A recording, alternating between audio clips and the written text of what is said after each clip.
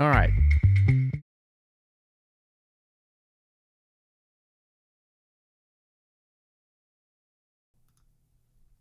Oh, man, you guys missed it. I had some really, really good stuff to say, and for whatever reason, I was rebuilding the scenes, and I deleted the audio part, which sits at the bottom of every single one of my scenes. What a dumb mistake. All right, well, welcome to the Kyle Seraphin Show Locals program. You missed everything that I just said, which was really good. It was the best intro that I've done in years, in the 2+ years. That's pretty funny. It's always something. Y'all, it's always something. Okay, so you are watching our Locals call-in program, available to all of our subscribers on Locals. Anybody can listen, but if you want to make a phone call in to talk on the studio line and ask me anything or tell me anything, give me your thoughts, I will listen and we can all chop it up together. You got to go to KyleSeraphin.com. It is KyleSeraphin.com in order to get there. That's our Locals program. And if you want, you can also subscribe on X. And I see there's a couple of you on X who are going, what the hell's going on? Yep, now you guys are part of the program there too. So thank you for jumping in. The line is open. The line is available to you. It's a 214 area code. We're using the same number we did last month. So if you slid in and you're holding on to last month and you dropped out of the subscriber, we're going to let it slide for the end of the year. Merry Christmas. So there it is. Feel free to dial into the studio line. I got a couple of things that we can kind of chat about. One of the things that I'm most interested in, and I kind of alluded to it this morning, is some interesting sort of COVID type legacy garbage coming our way. Are we going to get another pandemic attack? I mean, didn't they shut down the entire world economy in order to take down Donald Trump in the version 1.0 version, which is pretty wild. I don't know if they got it up their sleeve again, but there's a guy named Peter Hotep who's kind of garbage. Not even kind of, he's just garbage. He seems like a rotten kind of rotten human. And Peter was on national media the other day talking, and he kind of let the ball slip that they might be doing something kind of shady. And if so, we might as well be aware of it. I'm going to play that video because I've got it. And then we'll see if you guys want to jump in here, share your thoughts about future pandemic possibilities. Let's see. I've got this thing set up here on video number 16. So let's get a little listen to Mr. Peter Hotez. He lives in Texas, apparently. He's got this real weird symbol. See if you guys can identify the symbol. My wife thinks it's a Mayan or an Aztec god on the School of Tropical Medicine thing in the background. Here we go. Here's the reason why we need to care about this stuff, Nicole, is that we have some big picture stuff coming down the pike starting on January 21st. Mr. Bloomberg mentioned H5N1. That I'm really worried about. It's all over wild birds on the western part of the United States and going up in the north. It's getting into the poultry. We're seeing sporadic human cases, no human-to-human transmission yet, but that could happen. It's in the cattle, it's in the milk, and that's just the beginning. We have another major coronavirus likely brewing in Asia. We've had SARS in 2002, SARS-2, COVID-19 in 2019, and we know these viruses are jumping from bats to people thousands of times a year, but there's still more. We know that we have a big problem with mosquito-transmitted viruses all along the Gulf Coast, where I am here in Texas. So we're expecting dengue and possibly Zika virus coming back, or a Puche virus, maybe even yellow fever. And there's more. Then we have all this sharp rise in vaccine-preventable diseases going up because of, in part, the anti-vaccine activism that's so prominent right now. We have a five-fold rise in pertussis cases, whooping cough over the last year, 15 measles outbreaks this year. We've got polio that's been in the wastewater in New York State. All that's going to come crashing down on January 21st on the Trump administration. We need a really, really good team to be able to handle this. Wow. Oh, did we just miss our first call? Sorry about that. If you guys were just calling in, I was looking away. You know what's really wild? It's really wild that they have all these problems, and apparently it's the vaccine hesitant that are going to be the issue. The vaccine hesitant, that's the issue. It's people like me that don't want to take our kids. Does it have anything to do with the fact that we just let in like 20 million people that don't have normal vaccinations that you got like pre-1986? Is that possible? I don't know why someone keeps calling in and missing me. If you're calling in, stay on the line. I'll pick it up. I promise you. Whoever has just gotten froggy twice for a very short period of time, dial back in. Pretty wild to think that that's what's going on, though. They just completely ignore the possibility that it's their own fault through their own policies. It's got to be us. Clearly. It's got to be people that look around and say, you've pretty much lost all your capabilities to tell me what to do. You've lost your credibility, and I'm not listening anymore. Oh, I'm sorry. I have the setting wrong on the it was running you directly to voicemail, and now you're probably thinking that I'm the crazy one. I am. If you dialed into the program, the phone is now prepared for you. You can tell I'm a little bit. So here's what we were doing just before this got started. This is why I'm a little bit disjointed, which happens on most Thursdays. One, I run out and do a bunch of stuff. I've been reading through and putting together a response for the DOJ's garbage interrogatories. There we go. And the response that I'm working through has been vexing me in a strong way. I have been very irritated because I've got all of the FBI offense codes that I was guilty of, and I have all of the things that they said, including what they would add for suspension or termination for these offenses. So I've been reading through them, and it's making my blood boil for the last couple hours. It's just been getting me heated up. First caller, you are on the air. You are on the Rumble. Who are we talking to? Hi, good evening, Kyle. How are you? I'm well. How are you? I am well, thank you. This is Tracy. Hello, Tracy. So I wanted to tell you a couple things. Number one, thank you very much for doing your program every morning and coming back to your normal time. For those of us out here that I don't have many contacts other than with people in the chat in the morning, so I really appreciate you coming back to your usual time. You know what? It was messing up my day by being in the afternoons. My whole day was basically like waiting around for the thing I had to do, right? Imagine if your workday started at the end of the day, but you had to wake up at the normal time because I got kids. I'm not. So yeah, I'm also pleased to be back, and I'm glad you guys wanted that too. Thank you very much. But the video that you just played of that horrible, evil man that is part of the whole COVID thing, I really loved how he mentioned that we're going to have problems starting on January 21st. It's amazing, isn't it? How did he know? I have no idea. That's really impressive. It really is. It's almost like there's like a plan in the works.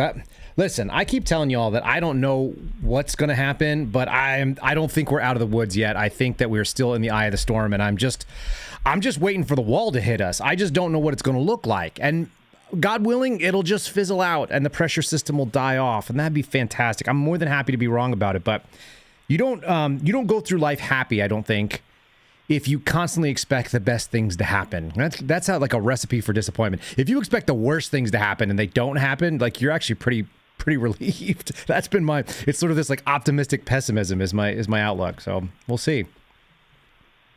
Excellent. And I just wanted one last thing to tell you is that your blue door behind you looks like a total interdimensional pathway. It is. Yeah, no, you can jump right through that. I don't know where you go, but I'm not. Yeah, you can. Tracy, what do you think is going to happen in January, on January 21st? What are your first expectations? Well, I think that, I'm in Iowa, so I really apologize for Senator Ernst's behavior. Yeah, what's up with her? She needs to go. I don't know.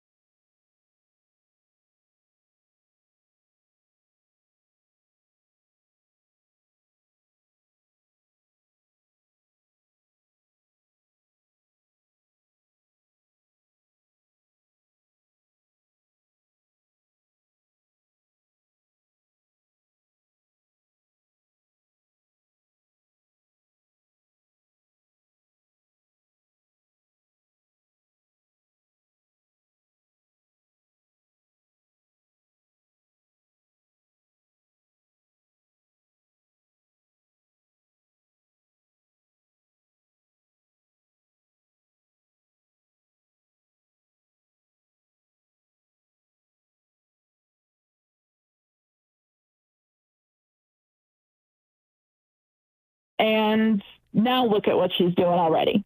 She's just a big liar, frankly. She is. So, Tracy, not only did I not add the audio to the other scenes, but I didn't add it to the chat scene, which I just threw up, and everyone just got like a silence. They went like, why are you showing the chat with no talking? I could hear you just fine, so that's really fun. This will be a suboptimal replay. When people watch it, they'll go like, what the shit was going on with that guy? He's having a seizure or something. But no, isn't it gross? Because, Jerry Connolly was my rep. Jerry Connolly was my rep when I was in Virginia. And he's atrocious. There's nothing worse than being represented by someone. Again, maybe it's worse if somebody pretends to be interested in what you're about, but isn't. But it feels worse, actually, to me when you know that they just do not care. They couldn't be bothered with what you think or how you feel about the issues. And then you show, like, I used to show up to his town halls and just listen. I would bring my assault pistols with me because that was always fun.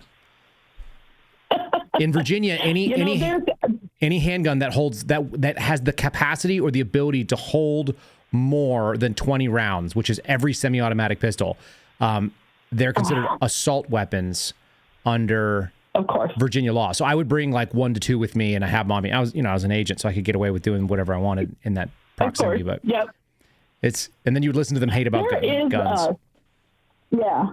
There is a ranking of all the legislators, from most conservative down to the worst, and there's 4 representatives and of course our 2 senators. None of them rank anywhere close to the top. They are down below most of the Democrats on the list. And Iowa's blood red, is it not?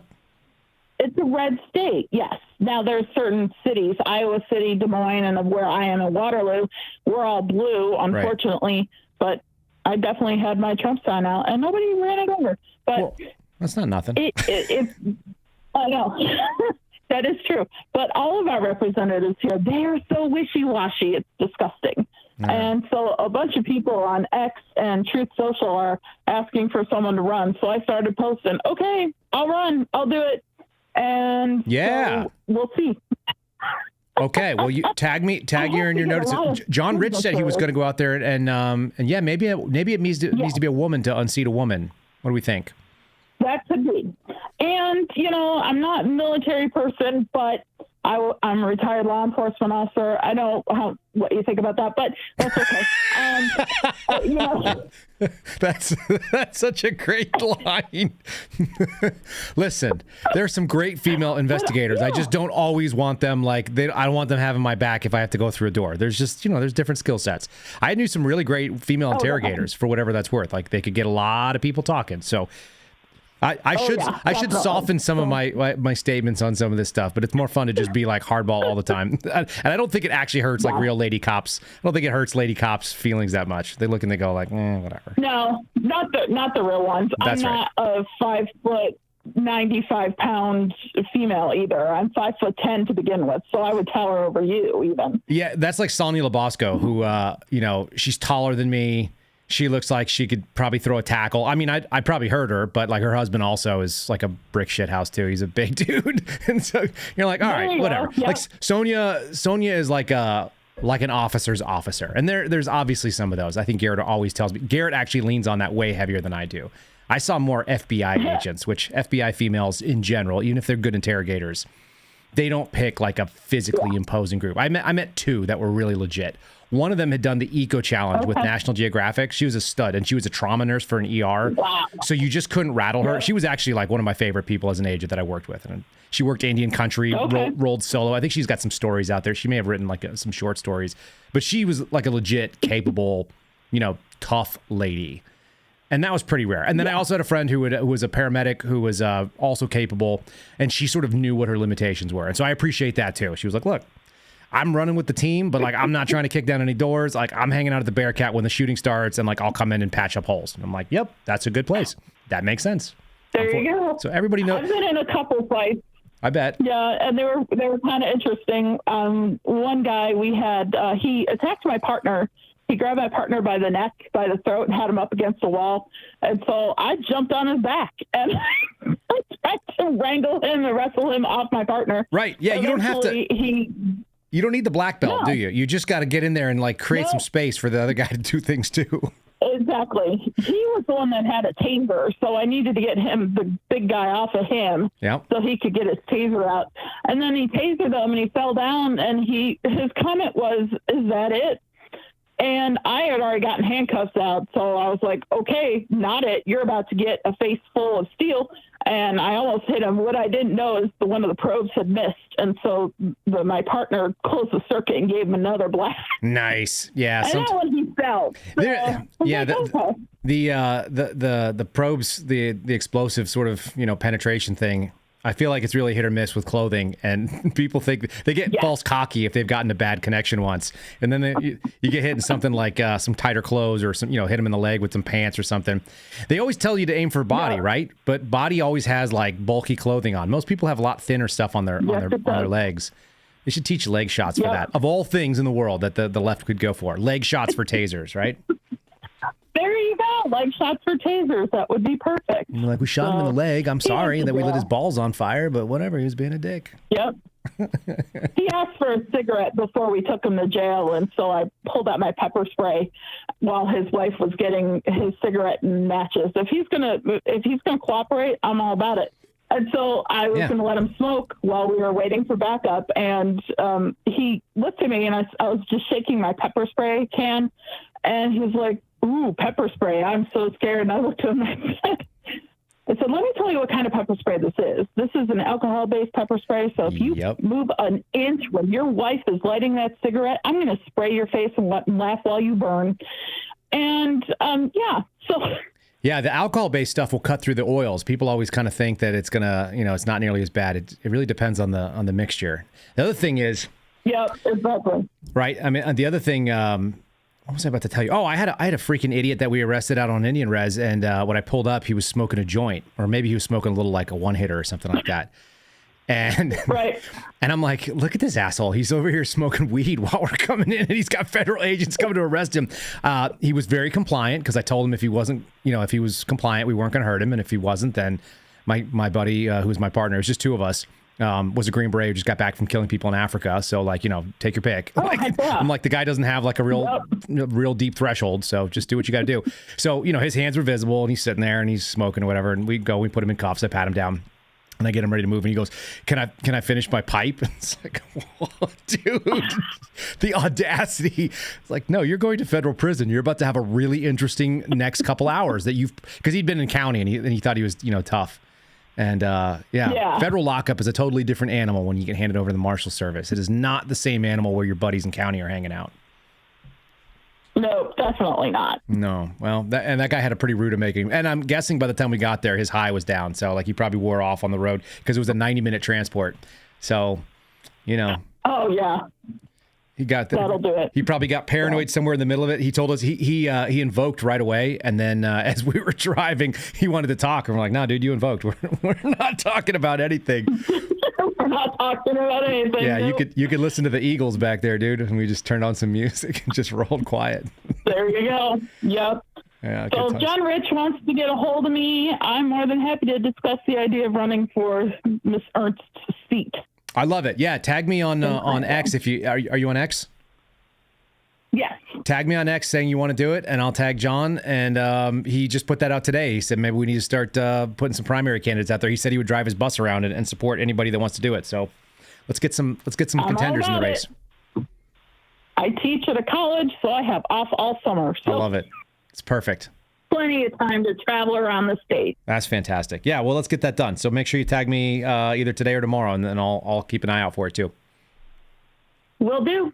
All right, Tracy. Thanks for calling in. Thanks so much. Yeah, Bye-bye. You bet. All right. That's one under our belt. Hopefully I've worked out all of the demons that are in my my software, my broadcast software. See, you guys, you get to see the real deal. I always promise that the local sees behind the scenes. It's not intentional that you get to see behind the scenes on the program, too, that I'm just completely out to lunch. But that's what happened. Not only did I have the phone line turned off when I told you it was on, now it's on. I also didn't have audio added to all of the scenes that we do. So you guys probably can see that. But as we dance around here, I can flip these over, and I should watch to make sure that I'm seeing the vocals dance. I'm seeing it on the board, but I wasn't seeing it on the software. So, and anyhow, now you're all with us. I appreciate it. I appreciate you guys joining us. Hey, I wanted to let you guys know too, because I mentioned it earlier today, and I'll just go ahead and kind of kick it back out there a bit. The fact that you guys keep joining and you're part of all the programs, that you are watching us even on off times once a week like this, is really appreciated. And it's the reason why sponsors have approached me. I've literally never had to go out and pitch a sponsor. Not one time. We've never done it. I'm sure I'll have to at some point. But at this point right now, we have people that come to us, and we are much smaller than sort of like the marquee programs that people would normally do that. So seriously grateful that you guys keep supporting our program and that you support our sponsors. I don't always do, in fact, I almost never do an ad read during the times when we're doing the local show, but I did want to say thanks to the folks that just signed on again today as a renewal. They were thinking about it all week, and I guess they tipped over it, so I said I would mention them. This is the Wellness Company, and you guys, I'm not going to do a script or anything to the effect. They usually like to have those, but the Wellness Company, it's twc.health/KYLE. So the link is in the show description. You can click through twc.health/Kyle, KYLE. And there's their brand. There's the thing, making America healthy again. I'm going to slam back over to just my main piece. That was the Black Friday special. They must have gotten a pretty good turnaround on that. And so they decided to re-up with us for the month of December. And I'm really grateful they did. And if you guys want to use the promo code KYLE over there, they're back with us again. So we'll be reading about them tomorrow. But most importantly, they send us the product. They send us the... they sign up and they jump on board with us. And it's only because you all keep listening. And also, I guess you guys probably know this too, but I won't put a program on, or I won't put a product on that I don't use myself regularly, that I don't believe in or will spend money on. If you haven't noticed, maybe you have, probably a lot of you have. Behind me, I've got kind of like our little wall of swag over here, but I've got Patriot Coolers represented on there. I've got Shield Arms. That's a barrel actually by Shield Arms. That's in one of these Glock 43s that I carry sometimes. It's got their magazines, got their mag release. We've got the Wellness Company little kits back there with the guidebook, which is cool. And then I've actually got food from My Patriot Supply hanging out there. So a little bit of everything. We're going to get a bag of Blackout coffee pretty soon. I think we're getting a couple of them, and those are inbound. So you guys will see those on the shelf, and you'll just kind of be aware. That's what's going on in the background. I'll be kind of mixing it up as people kind of come in and come out. But again, big thanks. And the phone is still open as I'm monologuing here. I had one more video that I was going to toss on. This one's kind of interesting, and I want to hear people's take on it, what you guys have to say, what you think. This is about Monsanto immunity. If you don't know, Monsanto is owned, the brand, the company Monsanto, which manufactures Roundup, is owned by Bayer, which was a German company. And a number of years ago, they bought it. I think the numbers in this are quite compelling, particularly that if they only paid out lawsuit settlements, they actually couldn't make a profit. And that's the argument. How many times have we heard that this week already? You know, like, objection, Your Honor. I can't have you make this argument because it totally destroys my case. You know? Listen to this for a second. I just came out of this subcommittee hearing on HSB 737, which would give pesticide companies immunity for citizens trying to file lawsuits against them for damages. This bill was already shut down in the House Ag Committee, and now it's being brought back in Ways and Means.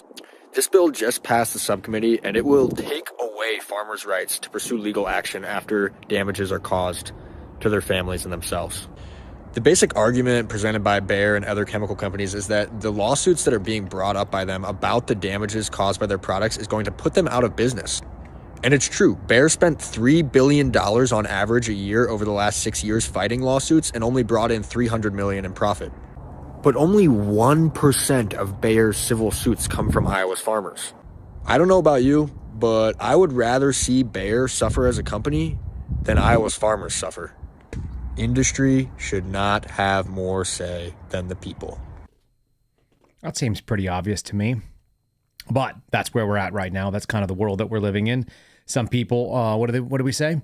Some people are more equal. Some animals are more equal than others. Question came up regarding the 43X that I carry.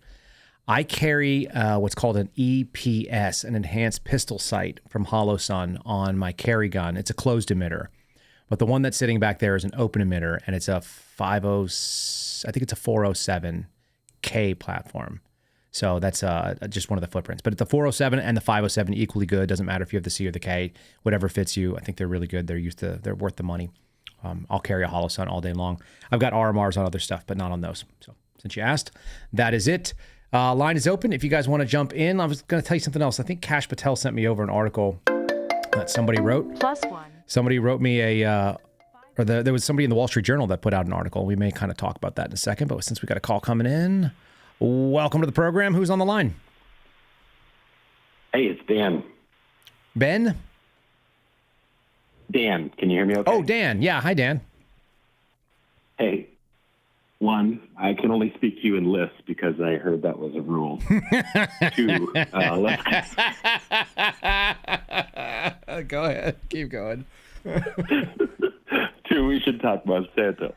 We should. Santa, yeah. or Lindsey Graham? What do you believe in? Do you believe in Lindsey Graham? Oh, let me kick my headphones here. Monsanto. Yeah. That was a good Twitter question, though. Is this better? Yeah, that's way better. Yes, it is. Oh, perfect. Okay. Sorry, I had noise canceling on the mic. Yeah, so I did like the Lindsey Graham poll. That was hilarious. 1%. Seems high, doesn't it? Yeah. Oddly rigged. Yeah. Somebody likes the ladybugs. I don't know who they are, but we should have a talk about that later. Somebody. He is such a creep. Anyway. Truly. But yeah, the Monsanto thing is rather interesting because, there's a lot of layers to that. Is this like a Shrek thing? This is like there's layers like onions? Yeah, onions, and they're all dark, right? All these layers are rotten. Like, everybody loves to hate Monsanto, but it's the original stuff stemmed from them. It's basically a huge move when they could patent living organisms. Mm-hmm. Right? So they moved to patent all these GMO crops. They're part of the reason there was so much push for GMO. And then they sued farmers when that crop cross-pollinated. Sure. For patent infringement. Right. No, I remember like that whole premise that yeah, right? And it was about seed too, that's wasn't it? Like crazy. if seed accidentally got into your field and you didn't actually buy it, but it was like spilled over, then they would try to sue farmers because they were getting the fringe benefit of those crops. Yeah, it was literally cross-pollinating and the modified genetics up, and therefore it wasn't even about like stray seed. That's it so was gross. literally those genetics were present, and then it was theirs. Right. So And that comes from any kind of clip about, save our company because we can't pay this out. Like your whole company was founded on the most predatory of, And it was pollinators, right? It was the wind, but it was also pollinators that would fly, and they can't be, leashed to any particular field, so they would just move genetic material around like has forever. Right. Yeah. It's the insanity of patenting living organisms that it's just such a dark trajectory from that point. But so you get into that, you get into the, glyphosate lawsuits, stuff finally being paid out with non-Hodgkin's lymphoma as one of many, basically glyphosate as a chemical, which is what you think of like a Roundup Ready crop, right? Right. They essentially modify the crop so it's not killed by this herbicide. Well, that herbicide, glyphosate, strips out minerals. It depletes plants and the human body of a ton of essential nutrients, and that's why they die. But with that hitting such a massive radar on the lawsuits, the interesting implication, I think a lot of the suits there were allowed to progress because there's been a massive shift in pesticides. Since 2015, the real cutting edge stuff is now in the mRNA world. Mm-hmm. Like it's so weird because all this stuff lags. Like we see the big villain come out and the media covers it, and it's just like, this isn't even where the game is anymore. Right. It's like that to me is just the baffling part of this. Like, okay, now it's Bayer, but we're talking on a whole different level of the stuff that's in fields now. Interesting. I don't have as much exposure to that. So I think that's really interesting information. And it also just makes me wonder, does Julie Kelly benefit from this? Do we think? Is that buying her more Chanel? Yeah, exactly. It's got to. How it's such a dark company to stooge for. And it's not even like, okay, I get big corporate interests, right? We got this line of thinking for a long time, but at that point you're introducing poisons at a rate and then justifying them. Like it's insane. You go back to the DDT stuff, this war on insects. Like it's such a long repeated pattern now. Anyway. Well, answer this for me, because I don't understand. I feel like I'm a pretty bright guy in general, but I have no... You're generally pretty bright. I'll give that to you. I have no inkling how you live in the world and you just assume like the world is a zero-sum game and I'm going to profit and plunder and do things like that, like destroy entire crops or livelihood or eliminate an entire sector of pollinators by putting something that is objectively evil and profiting from it. Dude, how do you do that? Crazy. Yeah. It's crazy to me because I struggled with that so much in 2020 and like the things I couldn't get to add up. Like it just pushed me into this like crazy research where I was looking into all-cause mortality and like this stuff isn't making sense. But the weird back end of it is, one, we know our enemy, right? And this is another list just for Crouch. We know our enemy. His objective is to steal, kill, and destroy. Mm-hmm. And so there are people that work for him, I think, knowingly, willingly, and that's what evil on its face is. And I think a lot of people are they're so blind to their own villainy, their own sin, that Sure. they literally think they're the good guy because this is the way we get food to the planet. Like we have to intervene for these backward primitives. Like the testing they're currently doing, like the moves going on with Gates in Kenya right now, like it's the same cycle of like, we're going to experiment on humans, but it's for their good. Like it's such a twisted, it's hard to even understand that. Do you know what it makes me think too? Because this is like the oldest trick in the book. Do you ever see the movie The Devil's Advocate? Oh, it's been a while. Yeah. Okay, but it's really unsettling, right?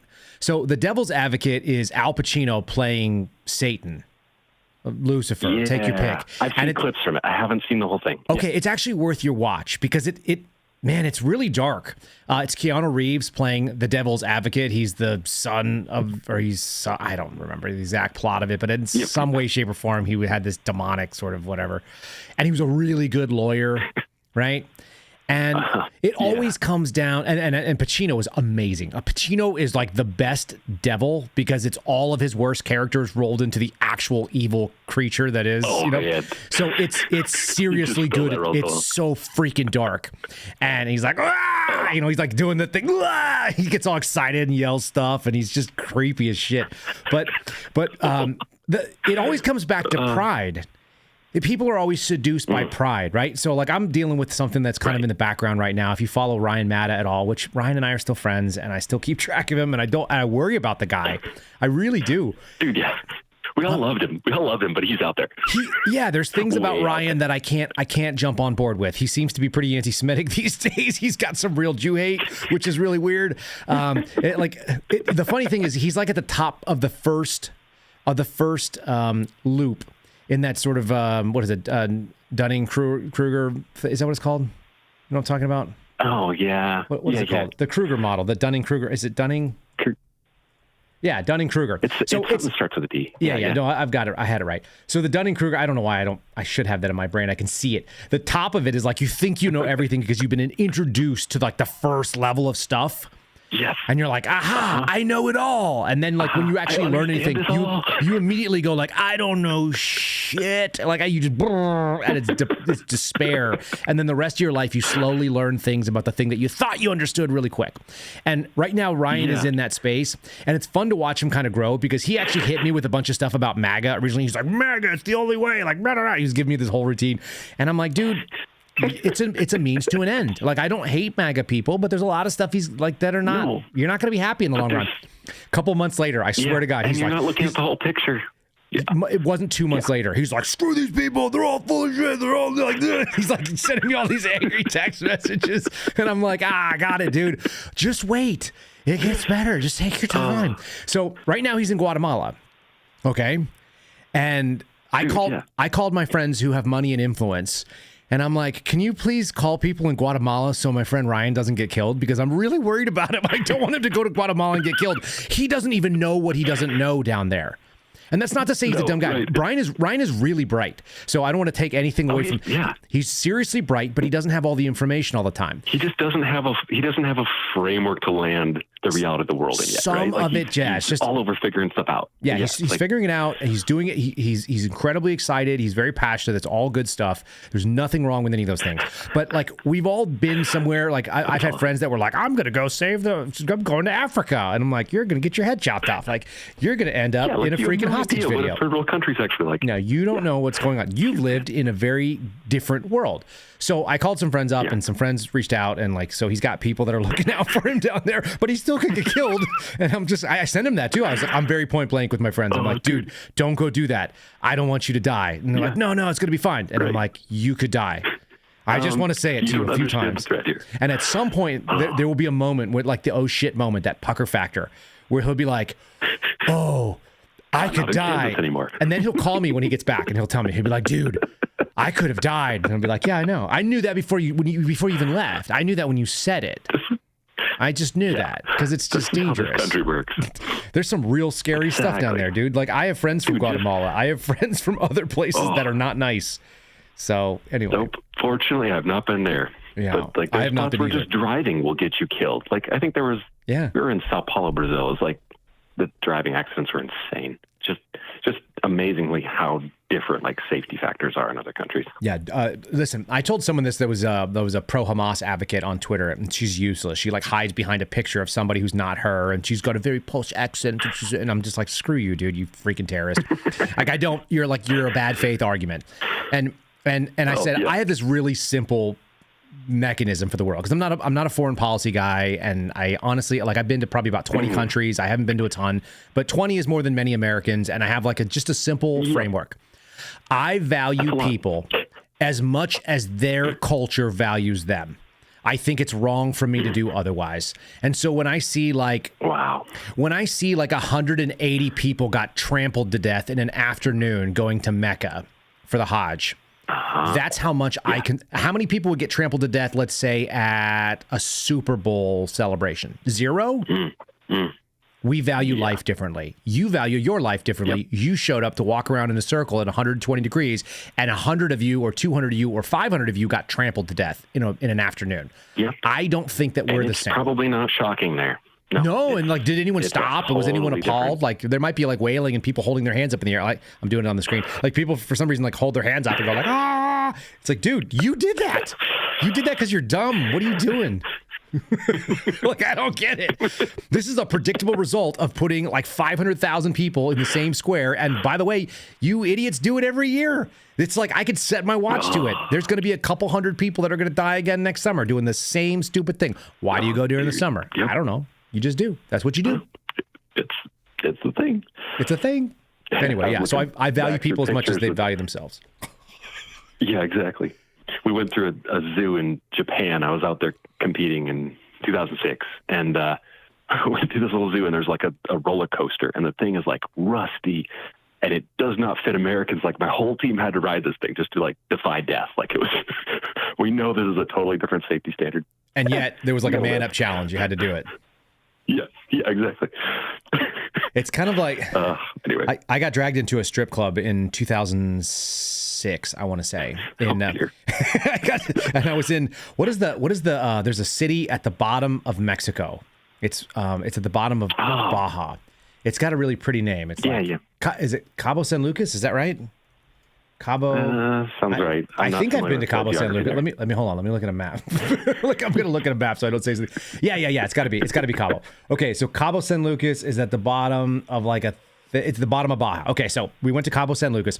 I was on a sales team. Nice. For CBS Radio, and we were selling radio ads. And everybody else did a really good job, and I was very mediocre. And so I got to go on the trip because the whole team earned the trip, which was pretty wild because I saw my 65 or 68-year-old general sales manager boss who was a New York Jew with like a pot belly and a big beard and like a yellow freaking Speedo, right? I've forgotten the story until like I'm just talking to you right now. It's the first time I've thought about this in probably 15 or 20 years. Block this out. It's really unsettling that this actually happened. And he was rolling around, and there was another lady there that was also in the same age bracket, and she was rolling around in a bikini. She was like leather skin, but she had like, she wasn't fat, so that was weird. And the two of them were both like New Yorkers, and they just had a ball. They were all hammered the whole time. And like I was like a kid. I was like 22 or 23 years old. I'm just looking around going like, what in the shit have I got myself into? Happening. And I ended up with the one guy there who was Mexican. So I'm also really savvy about being in foreign countries. Like, I find people that know how to go native because I don't want to be out of my element, right? No. So exactly. My buddy Juan, I think he had a non-sales job, but he was like a technician, or maybe he worked in some other part of it. He was like some sort of administrative part. Maybe he was in like finance or something. And I was like, Juan, I'm like, where were you born? He was like, dude, I was born in Oaxaca. And I'm like, cool, like you're a native speaker. And he was like, oh yeah, for sure. And I'm like, cool, I will hang with you. Where do you want to go? Yeah, I'm going to whatever dance club you're going to. And at some point we're at a dance club and they were like, hey, you guys got to get out of here. And I can't remember why. And I was like, all right, whatever, we're out. And they're like, you can go to the Mermaid Club across the street. So we did. And the Mermaid Club was clearly a strip club, right? And probably a brothel, but I don't remember. So I'm sitting there. That line gets blurred. Yeah, it's Mexico, right? So I'm there with my American funded pesos, which was significantly better in like 2006. And none of I don't like strip clubs. I find them like pretty repulsive. I think the idea of like paying women to take clothes off, it's always sat badly with me. It didn't matter how young I was. Like, it just wasn't a thing that I could handle. Yep. This is just not. Yeah. I'll sit there and have the drinks though. So I'm sitting there having the drinks, and I'm sort of just like gawking at the weirdness of being in a strip club in the bottom of Mexico with a Mexican guy. Oh my goodness. And none of the women would give him a lap dance, which is what he was like looking for. So he gave me his money, and I paid for the lap dances and pointed to my friend, and they danced on my friend and locked eyes with me the whole time, which was singly the weirdest thing. But I was like, I ended up so drunk. It's one of probably the drunkest I've ever been in my life because I don't drink. I'm just not a heavy drinker, but I was so weirded out by these like women that were like, this is the only thing to do here. They were my age-ish, and they're dancing on my buddy, locked eyes with me, and I'm paying for it. And I was like, this is so strange. I ended up almost blacking out on the beach kind of thing. He's just like... You're like, okay, this is, and that was in a very safe part of the safest thing in Mexico that you can go do. And I haven't spent much time in Mexico. Every time I went to Mexico, there was some weird moment. I had a brother that drove the Cancun. My brother drove the Cancun hotel bus that runs. It's basically a straight line, if my memory serves. It's from all the hotels, then it goes to the bars, and then it goes back to the hotels, like in order. And it's just a straight line. It's just like a trolley that goes up and down. And at some point, the bus driver got off, and my 16-year-old brother, who was the least drunk person on the bus, drove it home. And I was sick. I was back in the hotel. I had food poisoning. So I hear this. My brothers come in like super rowdy, and they're having this hilarious laugh. And they're like, "Dude, we saw a lion, and we took pictures with it, and then Casey drove the bus home." We're like, "What?" And he was like, "The bus driver just left. He left the bus, and he just left the keys in, and it was idling, and he just went away. So he made all the stops, and he just parked it out front." Like, Mexico is not America, and Mexico is way more civilized than Guatemala. That's all I'm getting at. Like, Ryan needs to be careful. Exactly. That is the least. Yeah. We've just blown some minds for whatever it's worth. Like that's forever out there now in the world. It's on the tape. That's got to be a meme sometime here.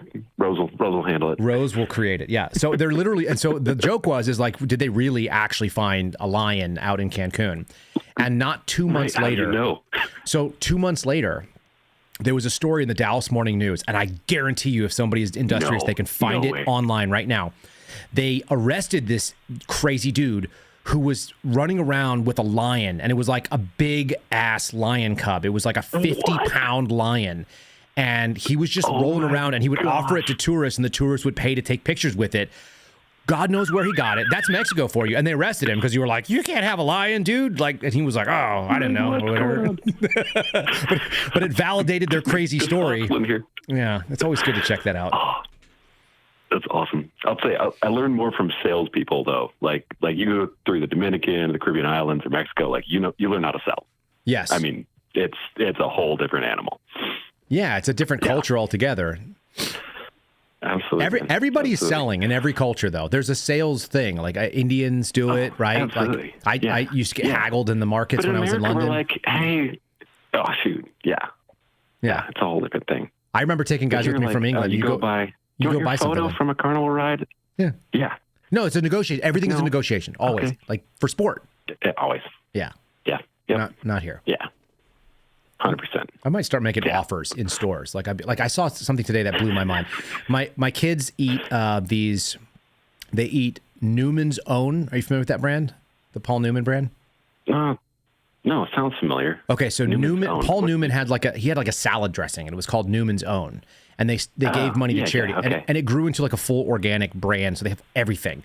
And one of the things they make they make bootleg Oreos. They're organic, like you can pronounce Oreos.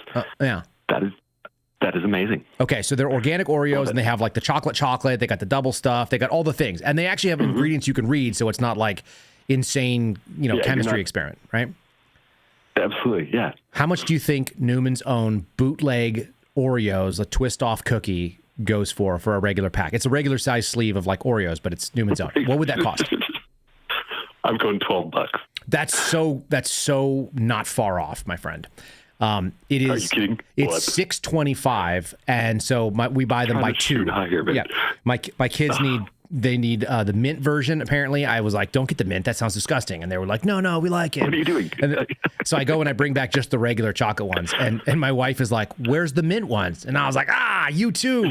I was like, "Honey, we're talking about like $12.50 worth of bootleg Oreos. What is going on here?" And she was like, "They like it." And what are we doing? She's like, "I like them. They're good." It's like, okay. All right, we're getting awesome. So we got 2 packages of that stuff today, but I want to go in and negotiate. I want to go in there and offer them like $437. I'd be like, I'll give you $437 for the Newmans. Yeah, exactly. The Numanos. Well, it's so hard to filter through like what's a good brand and actually like, clearly we don't want the chemical concoction, right? But what are you have to be so educated to read a label to say what are the real threats, and what quantities. And there's a ton of noise filter through. And then just because they're like, marked organic, whoop-de-doo, right? It's like, I'm not seeing you grow this. That tells me far more. And it's so hard to get to that level with even a portion of your food. You have no idea what it is they're putting into the thing. And this is the thing, like my wife is very trusting on this kind of stuff. So she was like, we had Good Rancher's beef. Have you ever had that? Yeah. Well, I've heard of it. I have not bought any. A lot of people advertise for sources. it. Right. So a lot of people, that makes sense. Yeah. A lot of people advertise with it. And so it's like, that's how people, we're just like everybody else. Like our house is just like everyone else. We hear things on podcasts. That's how you go and find certain brands. That's how we have access to things. Check it out. Yep. Yeah.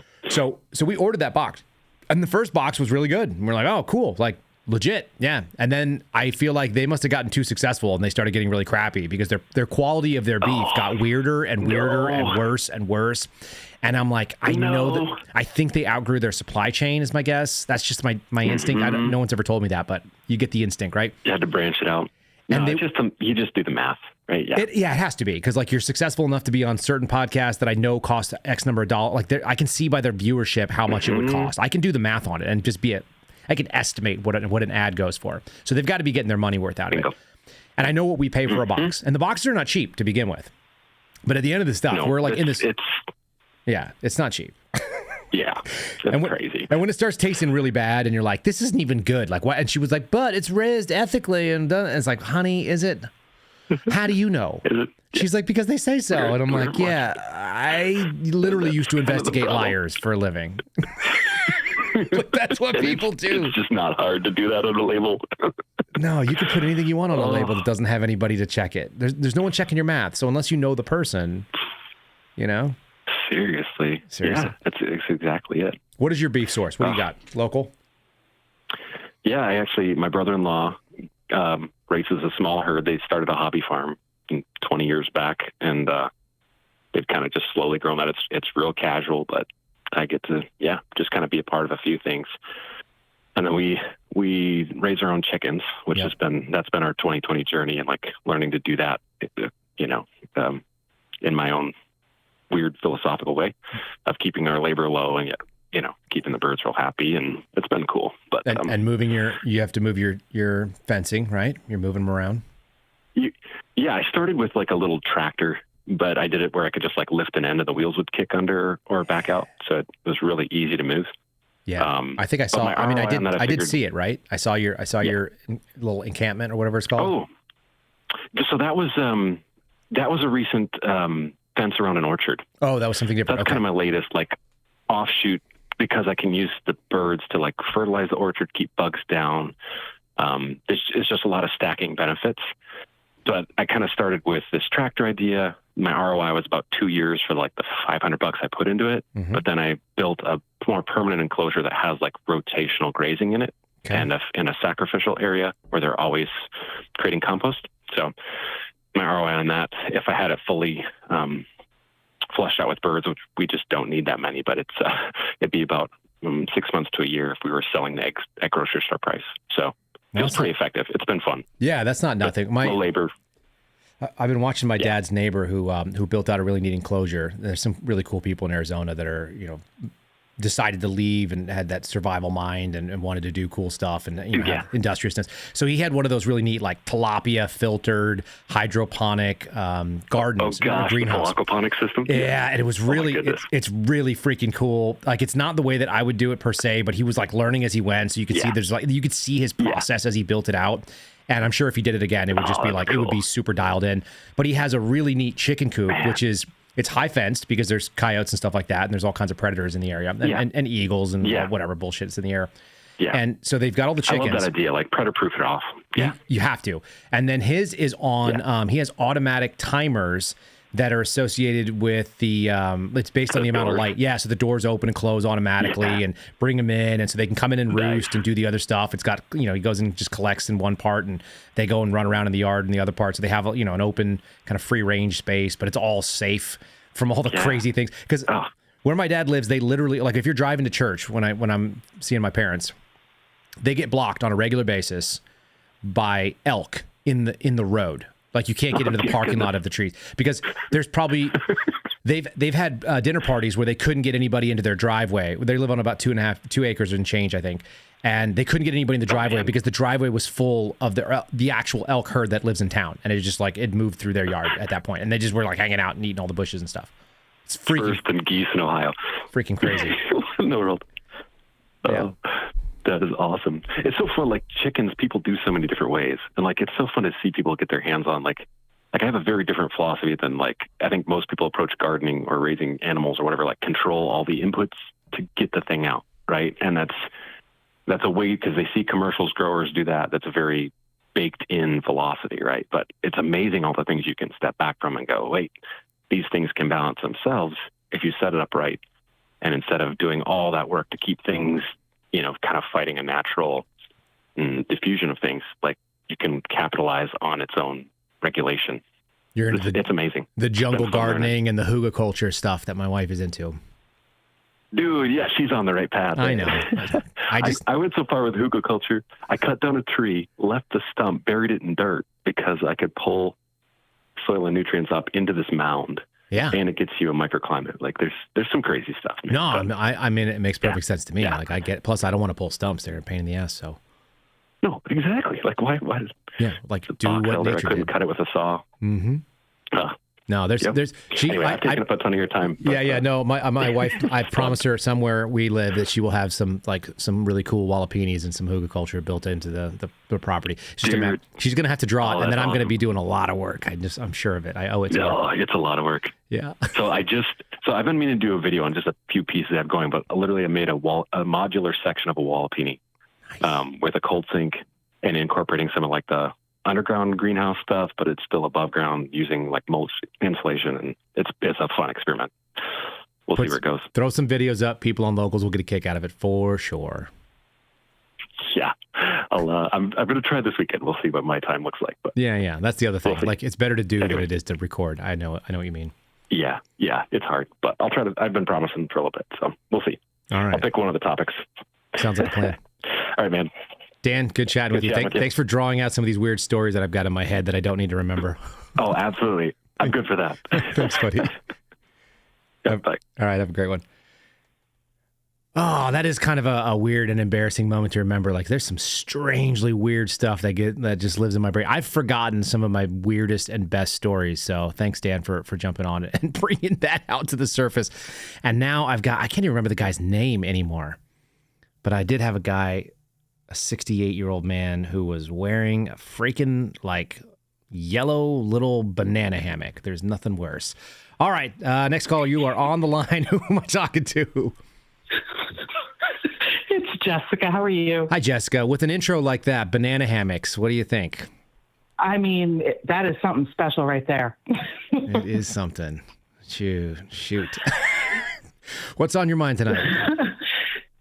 So I have lots of thoughts. First is Monsanto's is horrible. A couple years ago, well, probably like 10 years ago now, James and I went down like this huge rabbit hole about healthy eating and all of that. Have you ever seen the movie Food Inc.? I know that I have, but I can't distinguish it from that one and the one about sugar and a couple of others that I saw. There was a whole series at the time I saw. Yeah, so Food Inc. like literally changed for years the way that I even looked at food, just because it was all about like the government regulations of it and all of that. So was it deep into the food pyramid bit where they were talking about how they basically were feeding us like cattle, trying to fatten us up for the aliens or something? No. They didn't say the aliens. I added that. No, do you remember that story about that little boy that had eaten a hamburger and then like got like I don't know, he was on like a camping trip and the burger wasn't cooked right or something, and he literally like got a brain amoeba and died, and his mother went into like Congress about all of this and everything? Maybe. That sounds like in the 80s, I think. Yeah, that sounds like apocryphal stuff. Like everybody was going to get kidnapped. Everybody was going to get like brain worms, or you were going to go like swim in a lake and it was going to kill you. You're going to have amoebas in your brain.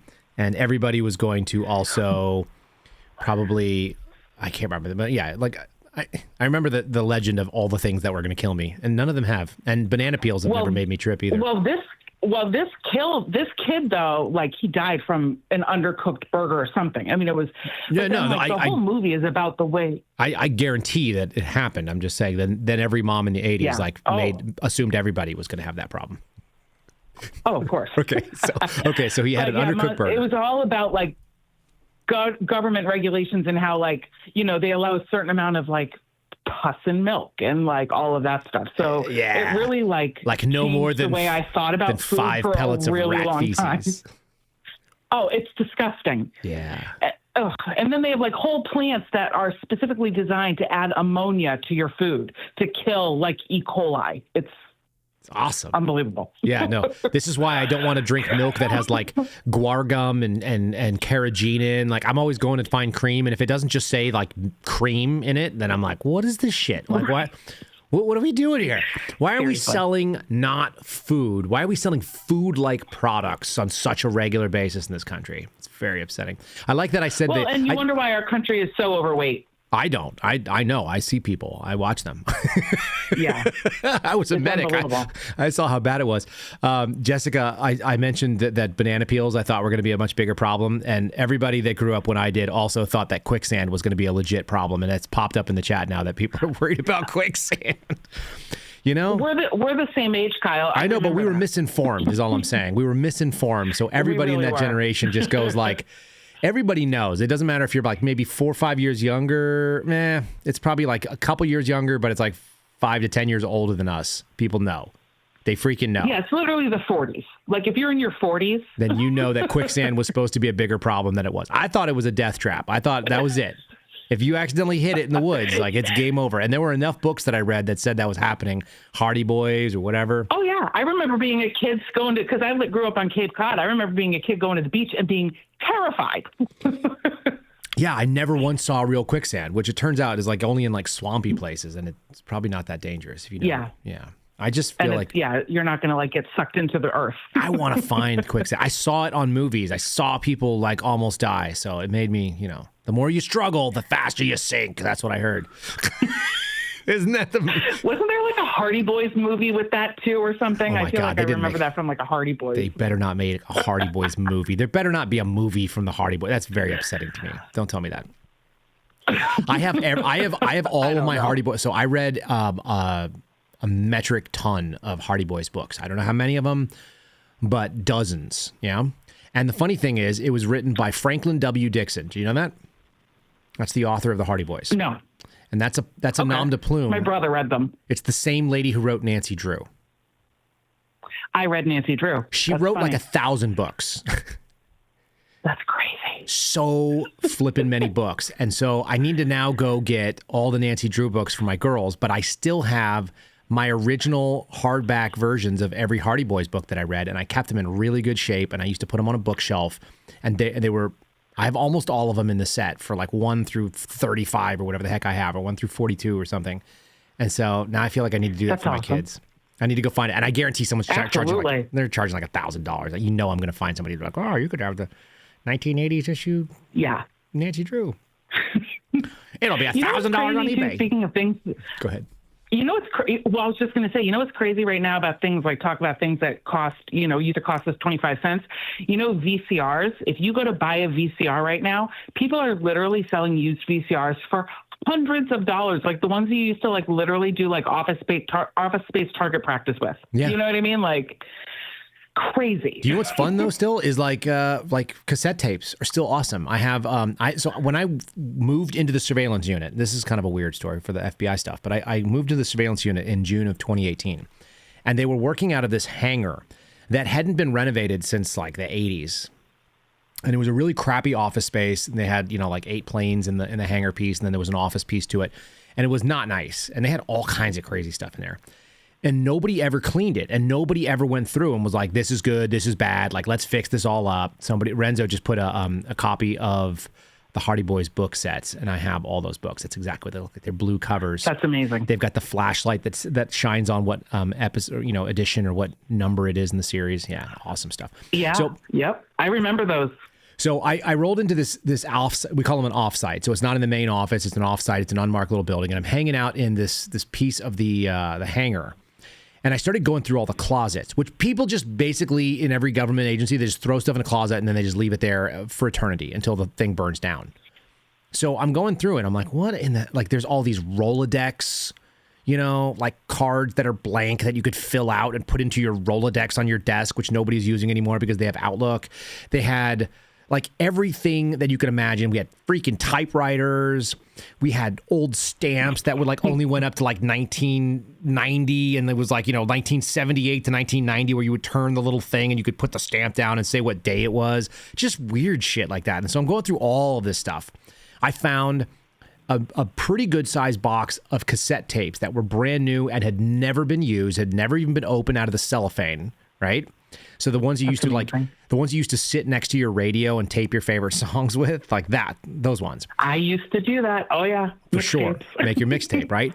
So there was that, and then I found a tape recorder, which used to be the way that FBI agents did their work, is they would go out and they would meet people and they would interview or they would do their stuff.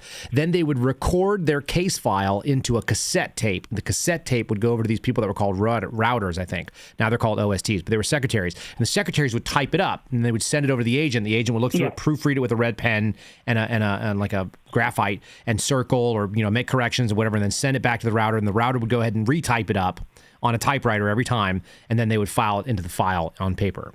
And so that's what this damn tape recorder was from. And I asked him, I'm like, "Hey boss, do you guys want this?" He's like, "No, get rid of it." I was like, "I'm gonna take it home and give it to my kids." And he was like, "Yeah, dude, whatever you want." I was like, "Okay." So my kids have this tape recorder that came from like the 1980s FBI. They don't even know. That's awesome. That's awesome. It's so good. That's awesome. I was watching that the National Lampoon's Christmas Vacation movie the other day, the original, like back in the, and I just said, it was so funny because you were talking about like things from the 80s, and there's that scene where Chevy Chase goes to the mall Christmas shopping, and like they show all the people with the credit card machines, like back when they used to have to like slide the paper, and like make an imprint of it. And sometime in the future, your credit card got charged. Yeah, no. So it just reminded me of that. Did you ever do that? Did you ever file credit cards that way? Yes. It's super frustrating, but you would collect all of the impressions, and so you'd send those damn things off in a batch, and then they would what they would have you do is, if my memory serves, that at some point they got a little bit more sophisticated. So your accounting person would basically type up all of the transactions and what they were, and they would bill it, and then you would send you would send a paper copy so that the credit card company would know how to validate it in case somebody ever tried to contest the charge. We had to do those in restaurants. I remember doing that at freaking Baskin Robbins when I was 16, 15. Yeah, my first job was Bradley's. Do you know what Bradley's is? I don't. That like sounds regional. Kmart idea. Okay. It was up in New England, but that was my first job, and I was like, I was 15 years old or something as a cashier, swiping people's credit cards on paper. You do like multiple passes to make sure that it was a good grab. Yeah, exactly. Yeah. That's fantastic. This is the unique thing that I think that people in, let's say, even their early 40s have that people in their 30s will not have with us, which is that we had analog childhoods. And so that experience you had will also touch people who are in their 50s, right? They will touch people that are in their 60s. Like, I have far more in common with people who are in their late 50s than I do with people who are in, let's say, their early 30s when it comes to my life experience. 100%. I just, like, we don't have the same things. You don't even know. You never had a CD collection. You never had an 8-track collection. You never had VHS. Exactly. You never saw it all. We still have 8-tracks, James. That's kind of baller. Oh, yeah, because you guys do antiques and stuff. Yeah. Yep. Yep. So we have VHS tapes, we have cassette tapes, we have 8-tracks, we have all of it. freaking Laserdisc. I remember watching something where because there was a big thing, whether it was going to be Blu-ray, whether it was going to be Laserdisc, right? There was a couple of things that were going on. Yep. And apparently pornography was the reason why it went the way it went, because that's what the porn industry did. Yeah, you know what? Jim taught me that not that long ago. I had no idea. It's so bizarre. There's some really strange things. Also, a lot of the credit card processing and the reason why credit card processing became as effective as it did over the internet was to validate pornography purchases. Like that's why a lot of online commerce, like the internet was built on pornography, which is really, really dark. And it goes right down to the thing that we talked about on probably one of our much earlier shows. Hit the damn red button, get rid of the internet. We would do it because it started with evil. It really did. Yeah. Absolutely. So upsetting. Absolutely. I never put that together until tonight. Oh, shoot. Now we know. We knew. We all knew. We knew instinctively. We just didn't have the words for it. Right. Look, we're solving world problems. I know. Start with banana hammocks, ends with world domination of porn. We've got to get rid of the banana hammock thing. Look, I'm a pro Speedo guy when it's appropriate, as much as the next guy is, and I spent a lot of time of my life in Speedos, both in the military and when I was a swimmer. But there's two things that are really important. One, you have to be an athlete. That should be a minimum requirement. You have to be a fitness-minded person. You don't want the belly. No belly. Unacceptable. Unless you're French. If you're French, you can do whatever you want. I'd be like, hey man, you can't wear that. You'd be like, but I am French, and you'd be like, do whatever you want. You can wear it. Yeah, we understand. We understand. Yeah, you can't help it. It's in your. And the second thing. Yeah, and the second thing is you have to know how to wear it. So you have to be an athlete, and you have to actually know how to put the damn thing on and wear it properly. You can't just stuff in there and see what happens. Like there's a technique for donning the clothing, and you have to be arranged properly. It is necessary. The reason that you put on the Speedo is for speed. That's why it's called a Speedo. You're supposed to go fast with it, so you can't be like all over the place. Right. A lot of guys don't understand. Like they'll have these like really stretched out, crappy Speedos, and I'm like, that shit needs to be retired, homie. I don't want that for you. You are risking injury, and you are too dumb to understand this. This is not acceptable. So. I'm just saying. Shorts for you from now on, my friend. Whenever I see people like that, I'm like, dude, I'm professional, and you need to fix yourself. You know, like I want to straighten them out. I might put that in my Twitter bio. Speedo professional. Speedo professional. Perfect. So Monsanto's is evil. Yep. Food is poison. Yes. Porn sells. Yes. Banana hammocks and COVID version 12.5 coming January 21st. Coming soon to a city near you. How's New Year looking? You pretty excited? It's gonna be great. Yeah. Oh, someone brought up cigarette machines. How funny is that? Cigarette machines. Right? Yeah. Oh my gosh, yeah. And you used to be able to go down to the store to buy your parents cigarettes for them because all you have to do is put quarters in. Well, my parents were godless heathens, so they wouldn't smoke around us. My mom quit smoking when she found out she was pregnant with me, and that was a long time ago. So she hasn't done that and I don't think my dad ever really smoked. But my mother thinks that we don't know that she smokes cigarettes. I like that. Yeah, but there used to be a smoking and a non-smoking. I'm 45 years old, and she still hides it. You know what? God bless her. Let her have her wannabe secret. Let her have her secrets. Yeah, you're right. The smoking and non-smoking. There's actually a bar up the street from our house. It's called like the rest area or something like that. It's Sure. a biker bar, Yeah. and you can still smoke in there. You go in there. I don't go into bars, but like I went in there when we first moved here to like see what it was, and you couldn't even breathe. It feels like you're how walking many back people in used to do time, this? though. Also, can you agree with that?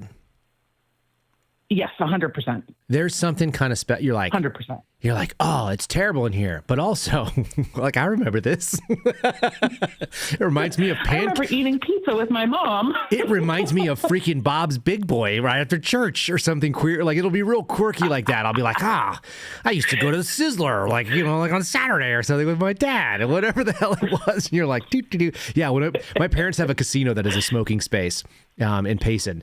And it is super smoky, and it's really, really weird. And my wife and I go in there, and she's like, this is not nice. And I'm like, yeah, but it's kind of like familiar. It's like familiar tacky, you know? You're like, it's kind of nice, though. It is not nice, but it is nice. No. I don't even act like it's kind of nice. I can't even do that to myself. But I do, but it's familiar, right? And that's different. Yes, I agree. It's like going to somebody's house that's your friend, and you're like, your house needs to be burned down because you are a bad housekeeper. But it is familiar, and I feel comfortable here. and I'll be sad when it's gone. Not in general, but for you, I will be sad that you don't have this thing anymore that you're used to. Yeah, absolutely. Yeah, exactly. Absolutely. Well, you are also my new dirty secret at work. When I'm at work now, I've learned that I can put my headphones on and people think I'm on the phone and I get to watch your show. That is, so it makes an hour go fast.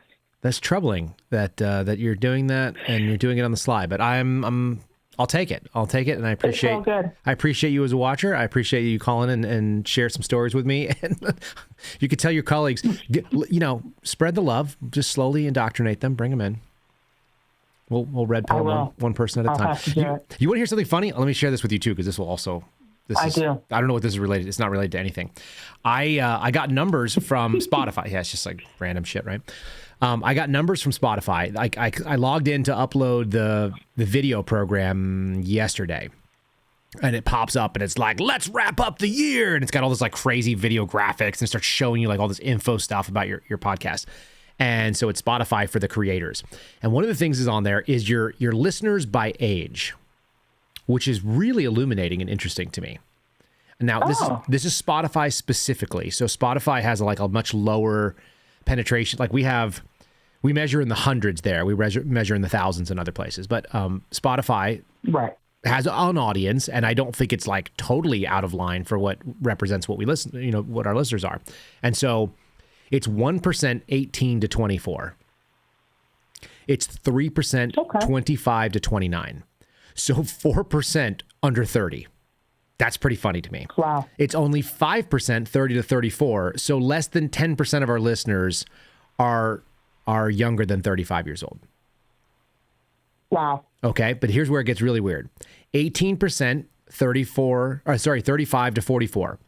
So that's my bracket. My age bracket only includes 18% of the listeners. 45 to 54 is 26%, and 47% 55 plus. We have almost half of our listenership has got more than 10 years on me. Wow. I don't know what that means, but I think younger people. Yeah, well, it's also really interesting. It's interesting to me that I oftentimes found out that I have kind of a throwback. Maybe it sounds like you have the same sort of sense. Like I connect with things that are not necessarily like what my generation was really into, because I just kind of didn't like. Absolutely. I'm much closer to being like a Gen Xer at heart. My brother was 10 years older than me, and even though he was much older, and I just like I would have liked the things that he liked. I liked Van Halen. Yeah. That's awesome. I don't know. It's just funny to see 55 plus 47%. I was looking at that. I was like, that can't be right. That's for the whole year. Well, so here's my thought about that, and then I'll let you go. My thought is that you don't have you don't have that obnoxious vibe about you, you have a very even keel, easy to listen to. You get straight to the point. People can relate to the way you speak. And I think that talks to an older audience. People, younger audiences like that, hyped up, ridiculousness kind of mentality. So I think that just speaks to the fact that you present yourself in such a way that it's very easy to understand and grasp, and people like listening to the way you present things for that generation.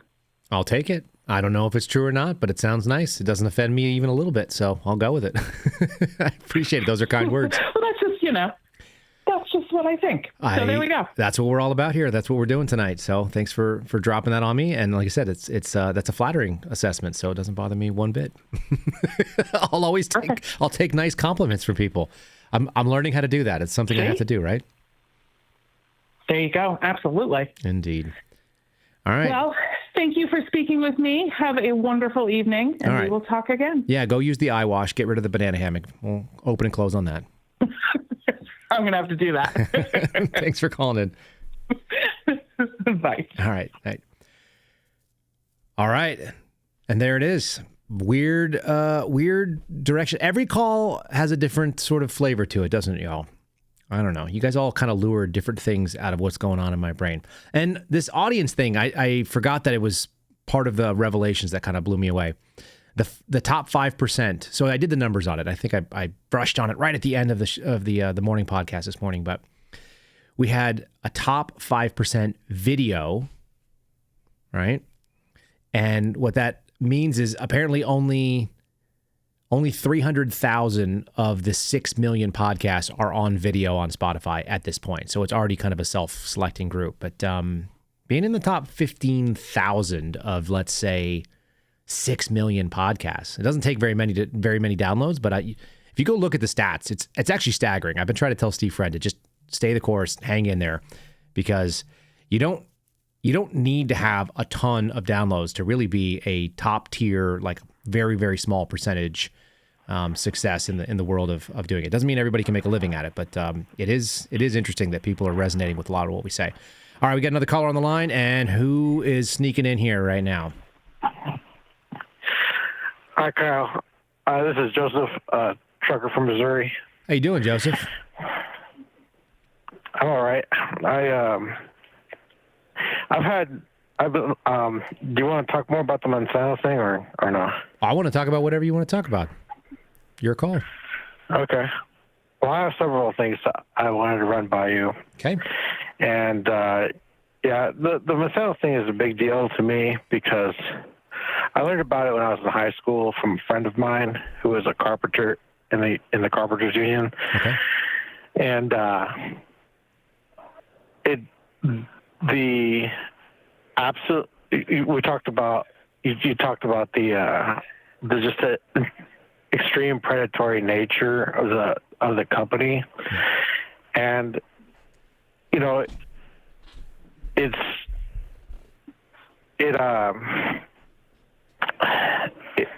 it's been a driving factor in me wanting to become more self-sufficient and grow my own food someday, so that my family can have, the freshest, the most nourishing food possible. Mm-hmm. And it's interesting to me how it's becoming increasingly harder to own land. It's like you got to be a millionaire now, and it was interesting that what Dan said a little bit ago about how people moralize their evil agendas, and make it to be like a salvation thing. And it's interesting because I knew a scientist he had a PhD in toxicology, and he worked for Monsanto, mm-hmm. And he was also a Latin Mass homeschooling Catholic dad. And he was supposedly into a lot of the same things that we would be about in terms of the Catholic faith. Yep. But yet he had this bizarre disconnect between what we believe as Catholics and what he did for a living. And he was very adamant. About GMOs being safe and vaccines being safe and all that nonsense. Isn't that wild? Yeah, that's a major disconnect, you would think, if your job is creating poison. I think it comes back to pride and hubris. I mean, nobody wants to see themselves as the villain of their own story. I don't think. I think even the bad guys think they're the good guy. That's been my experience with arresting people that were bad or doing bad things. They never think that they're the bad guy and that they deserve to be punished for it. It's very rare. Most people think that they're the hero of the story. Yeah, and that kind of leads to a discussion point I've been meaning to ask you for a while, mm-hmm. And it's like, how do you evaluate somebody's intelligence? Like, what do you think of like the IQ testing? I know you said that before that yours is somewhere north of 140, but to me the IQ thing is not truly indicative of someone's intelligence as a whole. Yeah, I think I've never taken the test myself. Well, if you think about it, like it's kind of, I think IQ is like horsepower, right? So you could have a really, really high horsepower engine, which means it's capable of generating tons of force, and it's capable of getting a lot of traction and torquing the wheels at the rear. But if you can't transmit it to a mechanism that's actually going to do propulsion, you can spin the engine as fast as you want, as loud as you want. It can turn really hard, and have the ability, but if it doesn't actually engage in anything, I think there's a lot of people, and I've known some very, very smart people that have never done anything with it. Brilliant, and absolutely no transmission, no ability to take that potential and make it actual. So I think it might measure something real. I think there's also like different types of intelligence. There's people that are incredibly high IQ, and then you go, try to have them do basic things like go meet a human being and follow some simple directions, and they just can't do it. So there's clearly different sort of abilities to interact. I've got friends I had a guy that I went to high school with. He was a top tier brilliance, and he would write his physics notes in cartoons, which is to say that if you looked over and saw him taking notes while he was doing physics, it looked like he was drawing pictures of birds that were flying out of cannons, and they were, feather slingshots and all kinds of weird shit like this. And then if you got really close to it, you saw that all of the lines that drew the birds were actually equations. Freakishly intelligent. That's fascinating. Okay, but also socially retarded. So you wouldn't be able to get him to do something in a literature class. He couldn't read and interpret poetry. He couldn't try to do a lot of other things. So he was very, very academically capable in the mathematics sphere. And he wasn't totally socially awkward, but he just wasn't there. He wouldn't have the conversation you and I are having. So I do think there are different types of intelligence, and I think that IQ probably is a measure of it for whatever it's worth. But I don't think it's a predictor necessarily of success, just like having a really high horsepower engine put into something that doesn't have any, if you don't have any traction in the tires, if you've got, slicks when you need to have something with some lumps on it to be able to move, it really depends on the environment. I think it really depends on how it's applied. That's my full take. Yeah, I hear you. This is something that I've just been thinking about for years, because I don't even know where I rank in intelligence. I've never taken the IQ test myself. And I've just gone through, in some aspects, it's like I'm really retarded because it takes me really long to learn certain things. Because I need a lot of repetition to remember sequences of operation or procedures. And on the other hand, it's like I'm light years more advanced than most people I know in terms of reading academic literature on a wide variety of subjects. Yeah, no, I believe that totally. It's about the input then, right? So you're talking about what comes in. Like, I looked at some instructions today for some litigious nonsense that I'm dealing with a DOJ, and they wanted me to do something, and I'm reading this paragraph, and I'm like, I don't know what in the hell you wrote. I don't know what it means. I don't know what those words mean. I don't know what you're telling me to go do. I can't translate that into an action. So I raged at the attorney. I'm like, dude, what are you typing here? I'm a pretty bright guy, but I have no idea what I'm supposed to do with this information. It doesn't compute. And then there's other things that people go like, what is this? And I'm like, oh, it's just like that. You just go do this. Like I learned how to do some stuff on computers very quickly sometimes. So I don't think most people are brilliant at even the brilliant people are not brilliant at everything, which is why you get like Bill Gates out there doing things. I think oftentimes we see people that are successful in one field, for example, and they think, well, I made a lot of money because I did this. That must mean I know everything about all the things. It's like, you probably don't. You probably don't know a lot about most things. You were just really good at one thing, or you were really lucky. And then the mistake is taking that out there in a prideful way and trying to apply it across everything. So. Yeah, and it's interesting because some very highly intelligent, people that score very highly in intelligence tests, a lot of them are not driven at all, and they don't really accomplish anything outside of academic. They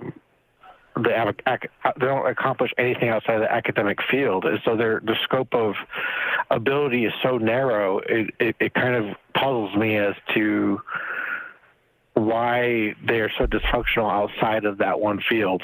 I have a thought, because I touch on this sometimes, I think, in my own personal experience. If you are gifted at a lot of things academically, you'll find that you never have to develop a work ethic. If you didn't have to work at it to learn something, then you don't really develop that mechanical skill to put in labor to get out results. And oftentimes, I expect a lot of very intelligent people are so used to doing things easily that the minute that they're challenged, it's novel to them and they just give up because it's like, well, if this is hard for me, it's probably not even worth doing because things that I am good at, I'm good at. And especially the longer you go on where you don't have to do anything hard where you actually have to put in work. I always found that my friends that probably had slightly lower IQs, which is silly to talk about in that way, but like let's do it by test scores. They would have lower test scores on standardized stuff. So they had to work harder, but they knew how to work harder. I remember getting into classes and I didn't even know how in the world to study. It never occurred to me that I wouldn't just know the thing that was being talked about because I understood it the minute it was said. And so it actually brings you to, it's a disadvantage for a lot of folks if they're used to leaning on something, if they don't develop work ethic along with that capacity. And I think that's that transmission I'm talking about. They don't actually know how to apply their brilliance. So it's sort of irrelevant. It's like, who cares? You've got a great engine, but no fuel. You've got a great engine and no way to transmit that power. So it actually is really useless and you're going to be miserable. And those people end up being very sad, I think, a lot of times. Yeah, it's very bizarre to, in my experience when I was in high school and when I tried to go into higher learning for a little bit, I always felt like I was retarded because I was a terrible test taker. Mm-hmm. And for whatever reason, I was tested for learning disabilities. And it turns out that I have slow visual and auditory processing. Mm-hmm. And I always felt so stupid because I was always the last person taking the test in the room and always by far. Like the second last person would have left long before I was finished with the test. Sure. And I never did score very well on tests for the most part. And that's me on running tracks, by the way. I would know the material way better than my classmates would oftentimes, especially in history class. I would know the history so much better than they would know it. Mm-hmm. So it's like I'm somebody who's floundered and failed quite a bit through the academic processes, but yet my understanding of it, my knowledge is so much more well-rounded in terms of many different subject matters informing each other, and I'm having a deep understanding of the subject matter as well. So it's really weird how some people they are considered very intelligent because they ace every test and they write these brilliant essays, but they don't really actually know what they're writing about or what they took the test about in any profound way. Yeah, maybe they never even interpreted it. What kind of trucking do you do? Do you do local or is it? Go ahead. Yeah, I run reefer over the road. You do? Explain that to me. I don't know what that means. Reefer is refrigerated trailers. Okay, got it. I'm not as familiar with that industry, so I'm just that was a term I wouldn't. Okay, so you do, and do you do long haul or is that short? Is that local? How does that work? Yeah, over the road is everywhere within the 48 states. Got it. So you're doing 8+ hours driving. What kind of podcasts are you listening to? What kind of sampling of material are you listening to when you're driving, or do you listen to music? I actually very seldomly listen to music. I listen to audiobooks. Okay. And I listen to podcasts covering medicine and just various aspects of medicine, not just not just conventional medicine, but I have anything related to medicine I'm interested, whether it's the industry as a whole in terms of how corrupt it is and the different insurance problems and the legal problems and how government is driving up prices and how corporations have monopolies and whatever, and then also the actual science of virology and microbiology in general. Trying to learn about different pharmaceuticals, and I learn about natural medicines mostly. Mm-hmm. And then I listen to a lot of agriculture podcasts, and I like to watch this. When I'm not driving, I watch this rural heritage videos on draft horses, and then I listen to eco ag podcasts and things like that, and then I listen to Mike Glover's podcast and a bunch of military podcasts like Jocko Willink and things like that. So it's quite varied. And then I learn about mechanics from different mechanics on YouTube. Sure. What about what age do you think you started getting into hearing about the medicine aspect and the parts of this pharmaceutical industry and all that? What age do you think you were when you got into that? I was very young when my uncle started teaching me about wild edibles and medicines. Mm-hmm. I was probably around 11 when it really started being introduced to me. Mm-hmm. And then, but actually from even a younger age, living in the desert of the Coachella Valley for the first 11 years of my life, my parents would read us books about pioneers and colonialists, and that really sparked my interest in agriculture and homesteading and things like that, and self-sustainability. No, that makes a lot of sense.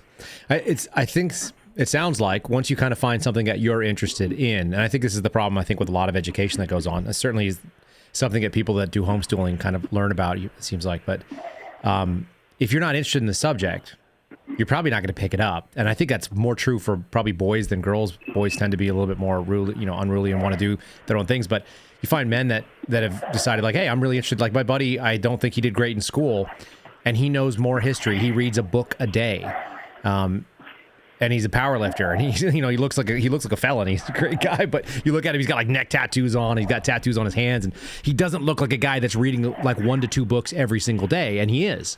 And he's reading on the Roman Empire, and he's reading about French military movements in the 17th century and how Vauban was building his fortresses and stuff that I know that it exists, but I don't know anything about it.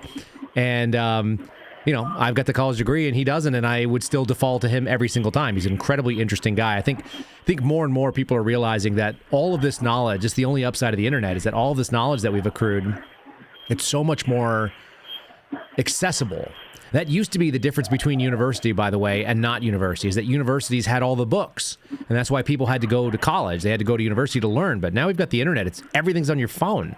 You can drive, and you could learn as much as people who are working as postdoc researchers, just driving back and forth across the country. And I think that's the one thing that has been done that I don't think education has adapted to yet. So all these ideas of intelligence, it's changed in so much as people can find what they're interested in and they can access it without a ton of money.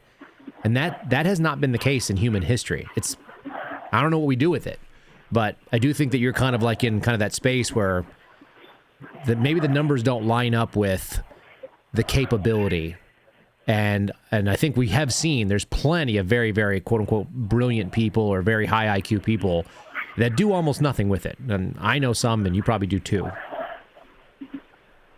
Yeah, it's interesting because the supposedly the smartest man in the world lives in Missouri, and he's a farmer. And he wrote a book about the theory of everything. Mm-hmm. Have you heard of him? What's his name? And I don't remember his name offhand. He recently did well, I don't know how recent, but not too long. Fairly recently, he did an interview with Michael Knowles. Okay. So if you look up Michael Knowles and the smartest man in the world, you'll find him. I'm looking up the theory of everything. See if we can find. Yeah. this. So go ahead. Kind of touching back on this idea of highly educated people with PhDs or more, mm-hmm. or that score very highly on IQ tests like this guy did, and this is why he's the smartest man in the world, because it's tested as highly as. Touching back on how these intelligent people have these disconnects, and what's interesting about this smartest man in the world is he grew up Catholic, but he no longer practices, and what was telling from that interview with Michael Knowles is that he doesn't even have a basic understanding of metaphysics. Mm-hmm. That's I think people get very, very linear. I just looked up. Apparently, the highest IQ ever recorded is Young-hoon Kim from South Korea with an IQ of 276. That seems okay. That seems. I don't even know what that means. Like, I don't even know what that would be about. I wonder if you could even talk to that guy. I don't know. I don't know what this guy in Missouri scored. Yeah, I'm trying to see if there's a list on there. In any case, it's probably not all that relevant, but there's, like I said, I think people end up finding out that, just because you have this really high processing capability doesn't mean that and it doesn't make you happy. That's the other thing. How many people have we met that are very simple? I mean, some of the happiest, and one of the reasons why I think that there's a clip I'll play at some point. It's an argument against abortion, but it's maybe it's like the most intense argument that these Down syndrome kids are making. They're sitting in front and they're testifying and they're saying, we bring a lot of joy and happiness to people and ourselves. So why are we not worth being human? And it's like, it'll make you cry thinking about how many people want to have an abortion and get rid of a human life when, we always had kids who had Down syndrome. In every parish I've been in, I've known some. And they're bringing an awful lot of light to people. It's a pretty strong argument because there's a lot of really smart people that are miserable. They're absolutely just sadly, detestably miserable. And what do you do with that? Well, it has to do with being self-absorbed. Probably. Yeah, they think they're better than everybody else, and therefore everybody else should be waiting on them and serving them. Mm-hmm. And that's basically how the vibe I get from anybody who's Ivy League attending. And anybody who attends Ivy League schools, that's how I feel like they are. Some of them don't. Some of them don't do that. I mean, listen to J.D. Vance talk, and you'll hear people he's obviously very bright, but he also has that. He has a touch. Yeah, there are a few exceptions for sure. Yeah. But it's just interesting to me because I spent a very isolated I had a very isolated young adulthood. Mm-hmm. I guess I'm 35 now, so I guess I'm still a young adult by some standards. By some standards. Who knows what that standard is? Yeah, I don't know that there's any absolute metric that we can go by. But my 20s, they were spent in isolation. I spent a lot of time just researching philosophy and theology, and I've acquired such an advanced knowledge of theology that I have a hard time talking to priests because they just don't. They're just not even close to the same level as me. They don't even understand. They can't even answer basic questions about the Catholic faith, like what are the rules of faith, and the bishops are no better. No. Yeah, we used to actually train people. I mean, that was the purpose of the Jesuit order, which people may not know. But the reason that people used to look to Jesuits in a very positive light, and they've obviously slipped in some ways, but they were a highly educated sort of a place to go and win back people to the faith by knowing the faith better than anybody and arguing the catechism and arguing the structure of the faith. So they would go in and they would debate local pastors and various different Protestant denominations and, just destroy them in front of the people by answering and speaking and studying oratory and the reasons, faith and tradition. And so they would go and talk and they would just dominate, and people would go and they'd be won over by the brilliance. And like now, a lot of these parish priests you see, I don't know what the seminaries teach, but I oftentimes find it pretty light. It's certainly not I agree with you. There's a lot of people that are not pushing out a very cerebral sermon, and they may not have that in their pocket anyway. If you've never heard Father DeSella speak, who is in Springfield, Virginia, he's the national chaplain for Catholic Vote. So I got to meet him twice, but he used to be the pastor he was the pastor of the priest that we went to. I'm sorry, he was the pastor of the parish that we used to go to in Springfield, which is called Saint Roman. What is it? It's Saint Roman of Pennafort. He puts his sermons online, at least he used to. You might give him a listen. I think you might find it interesting. He's a really, really sharp guy, and he addresses current political problems that are going on in the United States from a Catholic faith-based position. He's very strong. He doesn't like pussyfoot around things or mealy mouth, what needs to be said. And I found his voice to be it was nice. It was a change from a lot of what I've heard in a lot of the Catholic churches I've gone into that have been pretty weak and pretty generic. Yeah, what was that last name? I couldn't quite catch it. It's DeSellis, so D-E, Delta Echo, and then new word, Celis, kind of like cellar, but C like Charlie, E Echo, Lima, Echo, Sierra, I believe, DeSellis. Okay. Worth looking for his stuff, like I said, and it's Raymond of Pentafort was the name of the parish out there. You can usually find on their website. He used to list all of his sermons, and he would just post them all up on there. And he would bring it, which is nice. It's nice to hear someone come up and speak and really get it done. I know he spent the time he was supposed to on those sermons. Yeah, I've thought at times of starting like a YouTube channel to talk about things. I'm going through a marriage crisis right now where my wife's divorcing me, and there's this huge problem of Catholics that are encouraging her, that she keeps secret from me. Like she has a bunch of secret friends that profess to be Catholics, and they're encouraging her to divorce me. Then she went to go talk to 3 priests, and she told them her side of the story and showed her text messages from me to them, and the priest said, yeah, go ahead, divorce him. They didn't offer any kind of marital intervention, any kind of marital counseling. They didn't offer to hear my side of the story. They didn't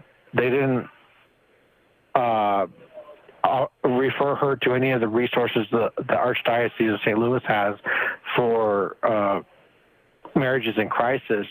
And it's like, I'm up against a massive battle because there's so many bad Catholics who don't know their Catholic faith and all, and my wife refuses to listen to anything I send her or read anything I send her. So I'm just amassing all this authoritative material of what the Catholic Church is regarding marriage and divorce and separation, and it's like trying to educate.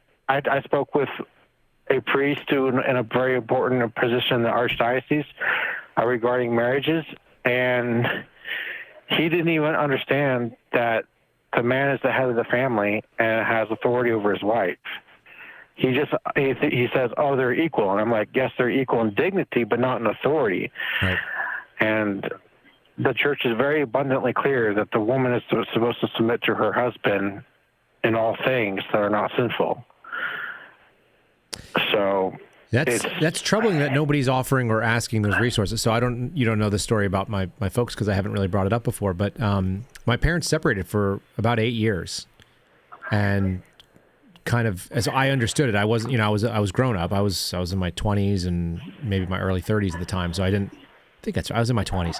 I just really wasn't involved in it, but I knew that there was a discussion of divorce that went back and forth, and different discussions with attorneys and so on, and they stuck it out because they're both Catholic. They started doing Bible study together remotely. They lived in different houses for a pretty good period of time, years. And as my understanding is they were doing Bible studies over the phone together, and then started commuting from different states to go on dates with each other again. And now they've been living together for the last 15 years. Which is wild. They've been married for almost 44 years, but 8 of them were really rocky. And I think that's the thing that's missing, and maybe culturally, but it's missing in our Catholic Church for sure, but it's certainly missing in our society right now. That people think that when something's difficult or rocky, that means it's supposed to be the end of it. It's like, no, that's not what's supposed to happen. There are good times and bad times. I'm sure there are things that are difficult, and you just deal with it. what is 8 years in a 65-year marriage? You know what I mean? But we have this impermanence, and we also have this really strange moment where we all kind of lean towards instant gratification, and we're all guilty of it. That Amazon culture or whatever it is that makes us want to just have things right now when we think we should have it.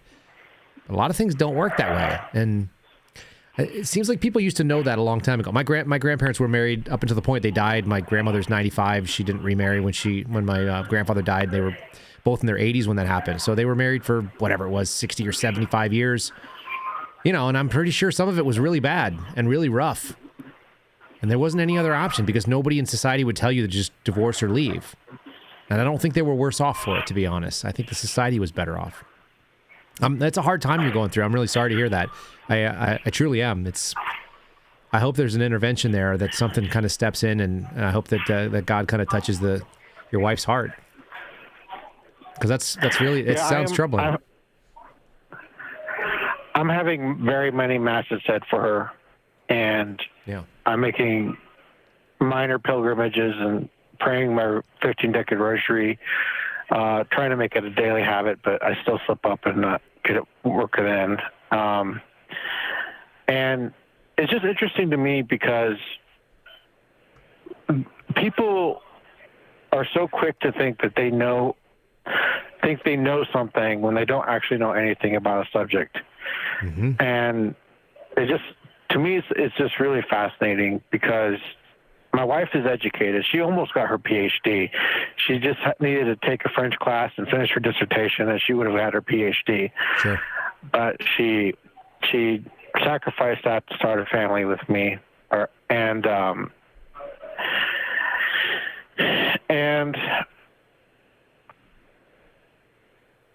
I'm uneducated. I have a GED. I didn't even graduate high school. I didn't have a cert. I was homeschooled for 11 of the 12 years. Sophomore year, I went to a Catholic school. It was terrible. Mm-hmm. And it's just fascinating to me to see people act like they know, act so confident, act like they're so comfortable in a certain field of or a certain subject matter, and they are actually quite clueless. And when I end up talking to them, it's not like I think I know everything. I think I know very little. But these people act like they know so much when they actually have basically done no research whatsoever.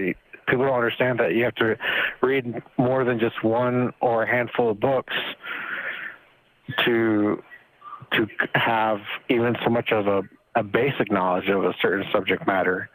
And when it comes to the Catholic Church, I mean, this is basically what it boils down to for me. When I look at all the world's problems, it boils down to Catholics not knowing the faith, not knowing the rules of faith, more importantly, so that they can know what is true doctrine versus false doctrine.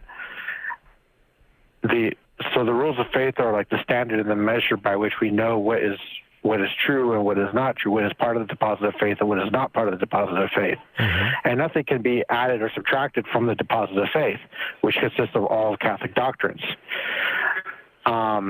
So if people would just go back to learning metaphysics again, so that they would acquire sound reason and rightly ordered thinking before they studied theology like they did in the medieval ages in the universities, then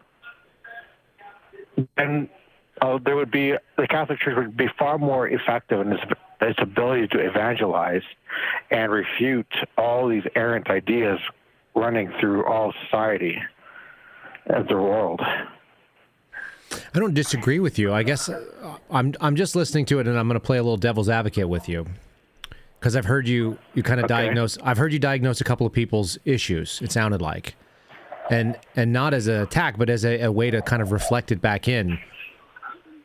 What is your capability of affecting change for these folks? What can you change about yourself, or how can you help them to change, do you think, other than asking questions and diagnosing a lack of knowledge or improper behavior?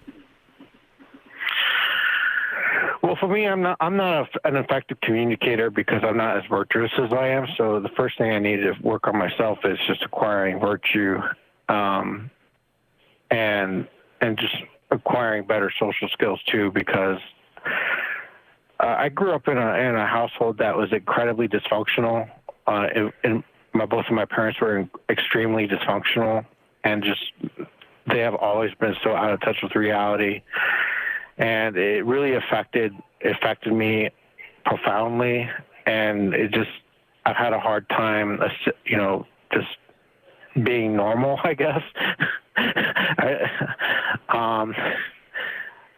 And so I'm trying to acquire virtue and acquire social skills, and the other thing I need to do is I need to learn the subject matter that I know I need to learn better.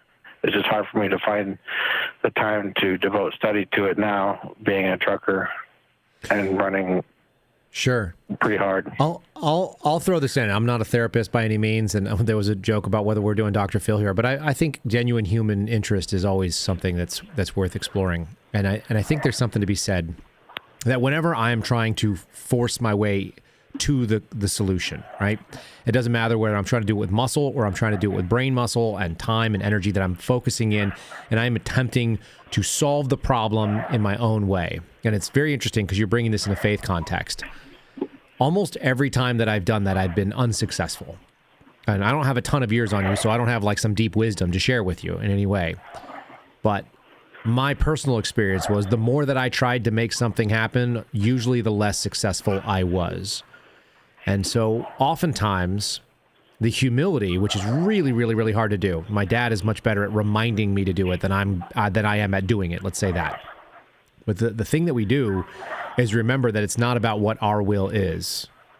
And it's not about being able to force other people to be better or even improve a lot of the things that we want to improve. It's surrendering to a greater purpose, which we basically are lucky if we get to understand any of it. I feel like I've gotten a little bit of a glimpse of what my life is supposed to be about, and I feel like I'm on the right track. The less that I try to steer, the more often I find that things are going the right way. We had kind of a wild moment. I'll just give you like a simple example. But we've had a Catholic Vote working with us over the last 2 years, and they were the ones that were going to help us do some things. And it turned out that as much as we were trying to force it, it wasn't working in the way that we were hoping it would. And the minute that we both kind of relaxed about it, the folks that I was working with over there and myself, something else popped up, and it was incredibly helpful. And it's moved things forward in a way that I would not have been able to anticipate, and I certainly could have made happen without letting go. And that's how we were able to be more successful on it. So, and I'm being a little vague because I've got some folks that I got to kind of keep, I'm going to keep their anonymity in check. But maybe the question is not how do I help my wife do the right thing, but leading by the example of kind of something really simple. It's like looking, where are my own faults? How do I improve those? And how do I let God's will be and not my will? And have the strength to know the difference between those. Because that's not easy. It's not necessarily an easy thing to be able to just to surrender. Yeah. I mean, that's one of the hardest things and for human beings to do is to surrender, I think. Yeah, it is extremely hard for me to surrender and to trust God. Mm-hmm. It's hard for whatever it's worth. That way for me. It's that way for every man, I think. I think it's that way for every man. I don't think you're unique in that. I think that is actually the most common thing that you could imagine from my experience. Yeah, it's the big problem I have with spirituality in terms of, because now we're delving into the spiritual life, right? The rites, the works that are very popular on the spiritual life, like the Interior Castle and any works by Saint Teresa of Avila, Saint John of the Cross, spiritual exercises by Saint Ignatius, right. Even the Little Way by Saint Teresa of Lisieux. I have a hard time really thinking like they do, because their thinking is so contained within their station of life that it's hard to know how to apply that in the secular life, being married and being in the world. It's so much harder to know how to actually carry that out in the day to day. Yes, I understand that. It's so much easier to have total abandonment to God's will when you don't have a wife and children whose safety and security is dependent on you, and you got to feed them, and you got to house them, and you got to clothe them, and so on. It's a very different dynamic. To not have to have that, or to have that tasking, you mean?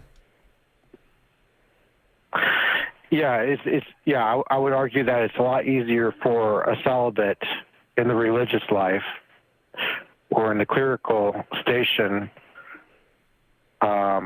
to have more total abandonment to God's divine will, than it is for somebody in the laity, because all they have to do is worry about themselves. They don't have to worry. Technically, they have souls that they have to look after if they're a priest of a parish or whatnot. But in reality, the souls are looking after themselves in terms of all their temporal needs.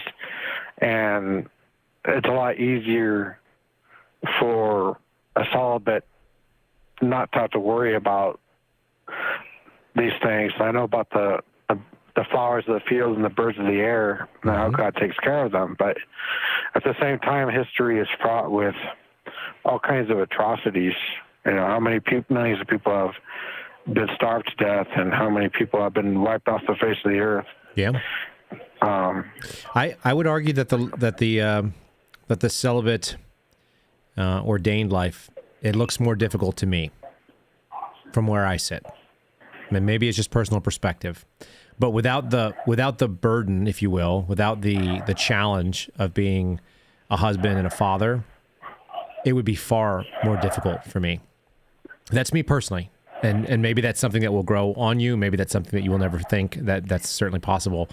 But I don't envy their lighter burden. I only seek out things that are more of a difficult burden because it's what brings me to a more capable level. I tend to believe what Jordan Peterson talks about, that men's purpose on the earth is to find a burden that is worthy of suffering for and then to carry it. And if you're not doing that, then what are you doing? You're giving meaning to suffering, and everybody suffers. But how much better to suffer if at least you know that it means something? That's my instinct. I don't know that it's true, but it's been my experience. And yeah. I don't envy them either. For me, I just have I'm not as I have, I guess, more insecurities about being in the workforce because I don't excel at anything. I don't excel in as being an employee, even though I do my best to. I just can never be in the higher tier of competition. So for me, it's a lot more difficult. And also, I haven't never mastered a profession to be able to always go back to when something doesn't work out in another job. So I'm just kind of not as effective, but I am successful financially in the terms of I got myself debt free. I paid off my house in less than 4 years, and I have no lack of work ethic, and I'm willing to suffer. The grind that I put myself through is far above and beyond what most people are willing to do. No, it sounds like it, especially if you're financially debt free. You're probably in a very small percentage. Probably, I don't know if it's a single digit percentage, but it's a very small percentage of people in America that do that. So, I would argue this is the interesting thing, and it does sound like you're assessing yourself against a standard that is not necessarily the standard that you want to be assessed against. Would that be true? Yeah, I've always had a sense of inadequacy. And so I have like I struggle with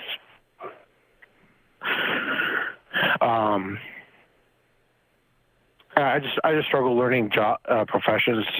It takes me a little longer to start a new. It takes me a little longer to master a job that I start, but and yet, as you said, you've paid off things. You've gotten yourself debt free, which is not a position most people get into. So I think if you're looking to judge yourself against a standard that you are going to fail at, which is certainly a thing you can do, it doesn't seem like it's going to make you much happier, though. That would be my guess. My guess is that you might be cutting yourself like a little bit shy on credit, and if you're constantly judging yourself in that way, that might be a tough thing for a wife to be on. I'm my own biggest cheerleader. My wife gets a little bit nuts about that sometimes because she's like, seriously, are you that big to go ahead and give yourself the first congratulation? And I go, yeah, I'm always going to be the first person to give myself credit when I do something well. I'm also my biggest critic.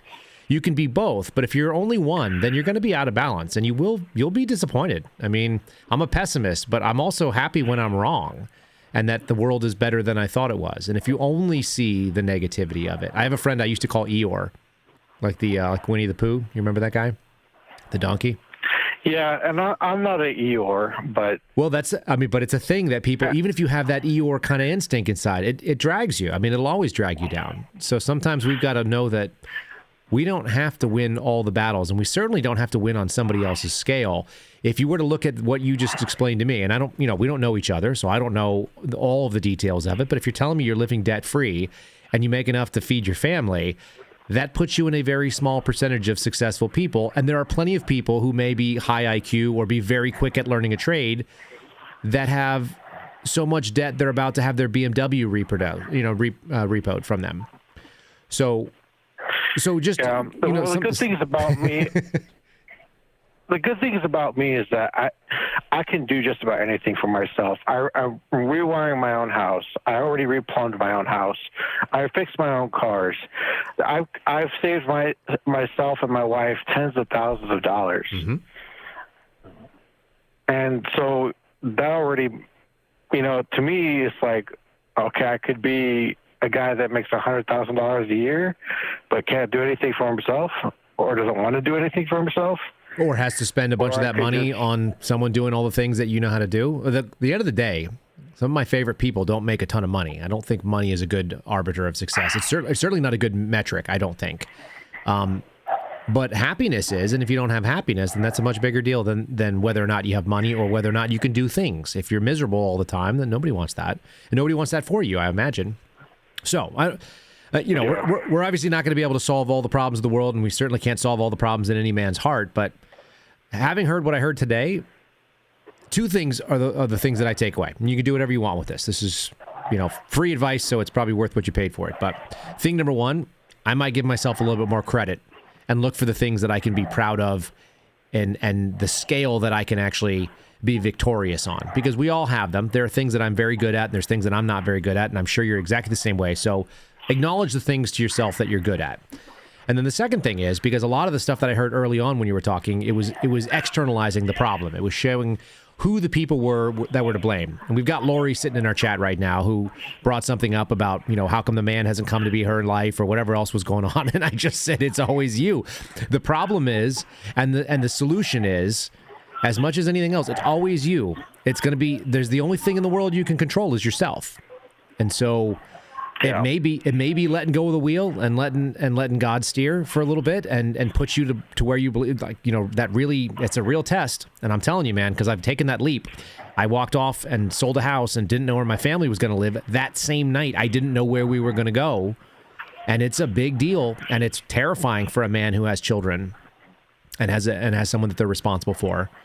But that actually made my faith deepen, and it probably didn't deepen in an intellectual way. It deepened in an emotional way.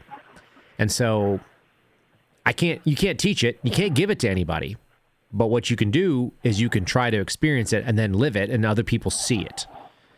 And so my recommendation is like, one, look inside, and two, you might have to have less less hand on that wheel, less steering. Probably not when you're actually driving, but not in reality, but in the attempt to muscle your way through the solution. It may not be a solution you can come to with sheer effort. My buddy Steve Friend has been going through this very recently.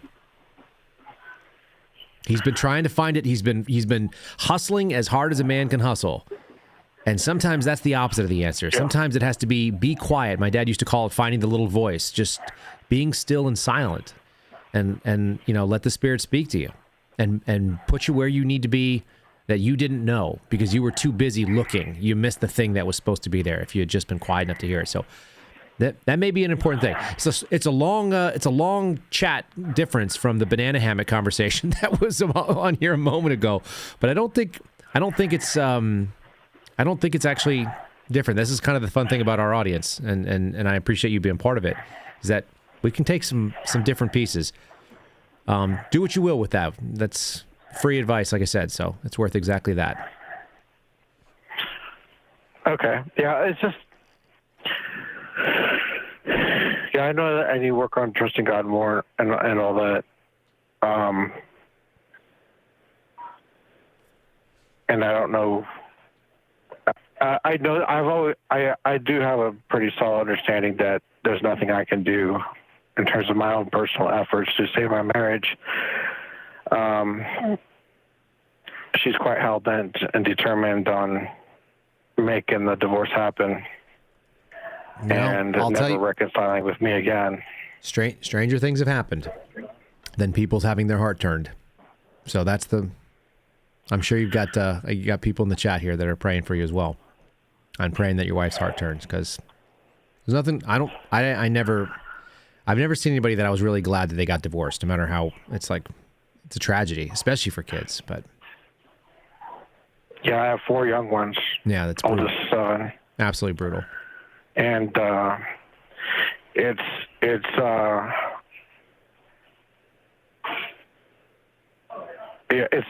going to take a miracle, a literal miracle, and it's going to take a radical conversion for her to experience in order to save the marriage, because she's gone off the deep end ideologically,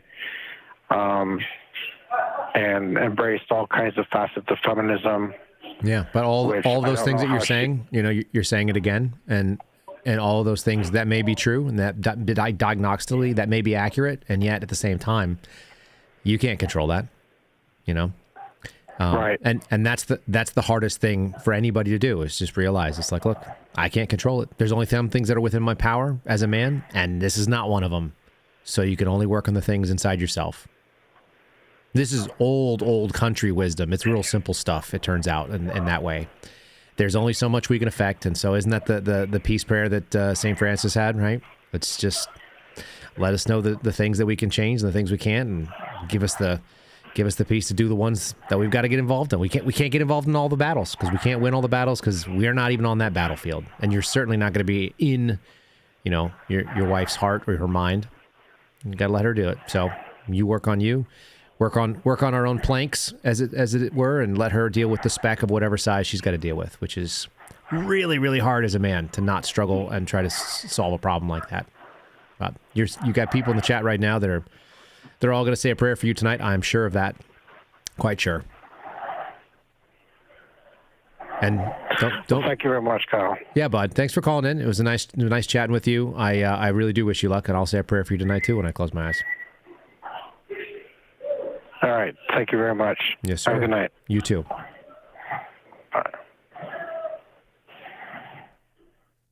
All right, ladies and gentlemen. We have all different types of conversations on this program. This is actually one of my favorite things to go do, is just kind of hear what you guys have to say. And everybody's going through something different. Some of you are very lighthearted, and some of you are going through times that are difficult. And I appreciate all of you out there. If one more person wants to call in, I probably would take one more call here, even though it's getting a little bit late. And then at that point, we'll shut it down for the day. I know we missed the Thanksgiving week, so we'll do a little bit longer as needed.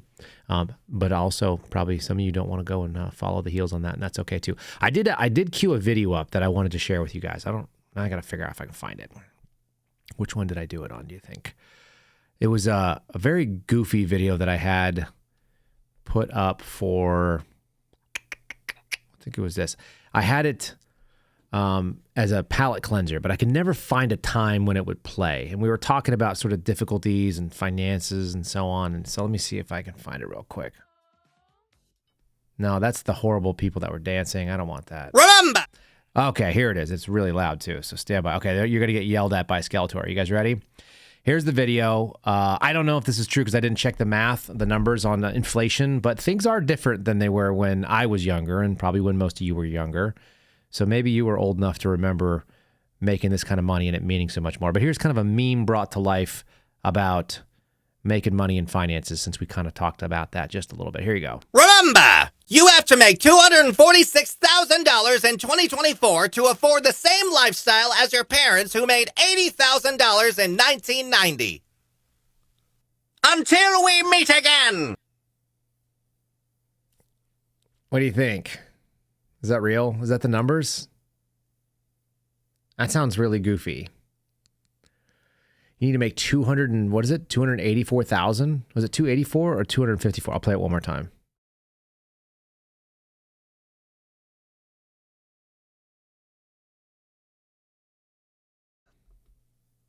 $246,000? Was that the number? Here it is. We'll throw it on the screen again. Remember, you have to make $246,000 in 2024 to afford the same lifestyle as your parents who made $80,000 in 1990. Until we meet again! Yeah, it does sound real. But that's really depressing. That's really messed up. In any case. So that's a tough thing to overcome if that's real. And it does the number. One of you guys will check the math. One of you will let me know in a comment somewhere. It's so awful. That's awful to think about. But here's the thing that you can't measure, which is the other thing that I always tend to talk about. There are certain things here that are in our lives right now that are way cheaper. Housing is more expensive, healthcare is more expensive, but like cell phones are crazy inexpensive. And the ability to be able to bring that in and have $100 or a $50 and have the internet in your pocket, like there's no way. Like that would have cost you tens of thousands of dollars a year, maybe a month, to be able to do something like that when 1990 and 1995. So there are some wild things that have been brought to you. And I did see a video, and I probably brought this up before, but I swear I saw a video of a guy who was bringing home his new $3,000 30-inch tube TV. And it was like tiny. It was for New Year's Eve in the year 2000. Right? I don't know. Like now you can spend $500, which is worth almost nothing compared to what it would have been back then, right? It's worth like a third of that value in the 1990s, and you can straight up get an enormous wall full of television. For those of you over in the Rumble chat, I'm about to drop in the link. You guys can click on. If you're a local subscriber, all you got to do is click on that. You'll be able to pull up the studio line, and then you can call in. If you are interested, I'll give one more of you all. We'll give Rose her opportunity to jump in, or anyone else that wants to come in for a few more minutes. You can pop in here for just a moment. It's the 214 number you guys find on that. But it would be difficult, I think, to measure the differential in how much money would cost, because there's some things that cannot be compared. We were talking about CDs and 8-tracks and VHS and all these things now. And now you have this incredibly high resolution digital ability to buy something for like, a couple bucks. You can get it right now beamed into your house. I bought Day of the Sicario the other day, by the way. I don't know if you guys have ever seen that one. It's actually not what I thought. It wasn't as good as I thought it was going to be. I thought it was going to be pretty decent. But the first Sicario was like the best about how bad the FBI was. The second one I watched was like all just about CIA being awful, which it is in other areas, especially if you live there. And the best part of it for me was I spent the money and I bought it, and then it became free on Prime. How many times have you guys done that one? Where you go out there and you drop like $9 on a new movie, or $12 on a new movie, and then you find out that it's free. Yep. All right, I'm going to give it about another 60 seconds or so. I'm going to throw a little jam on here that I've been waiting to hear. This is our music. This is going to be our soundtrack, by the way, for the interview show, which we're going to start doing as the new year comes in. Here you go.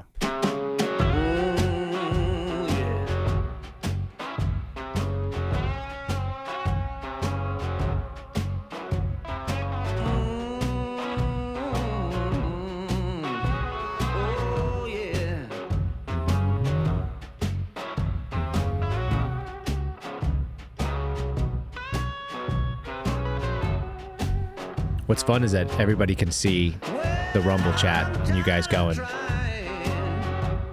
and realizing that you're not calling. So we'll give it a little bit and then we're jumping off.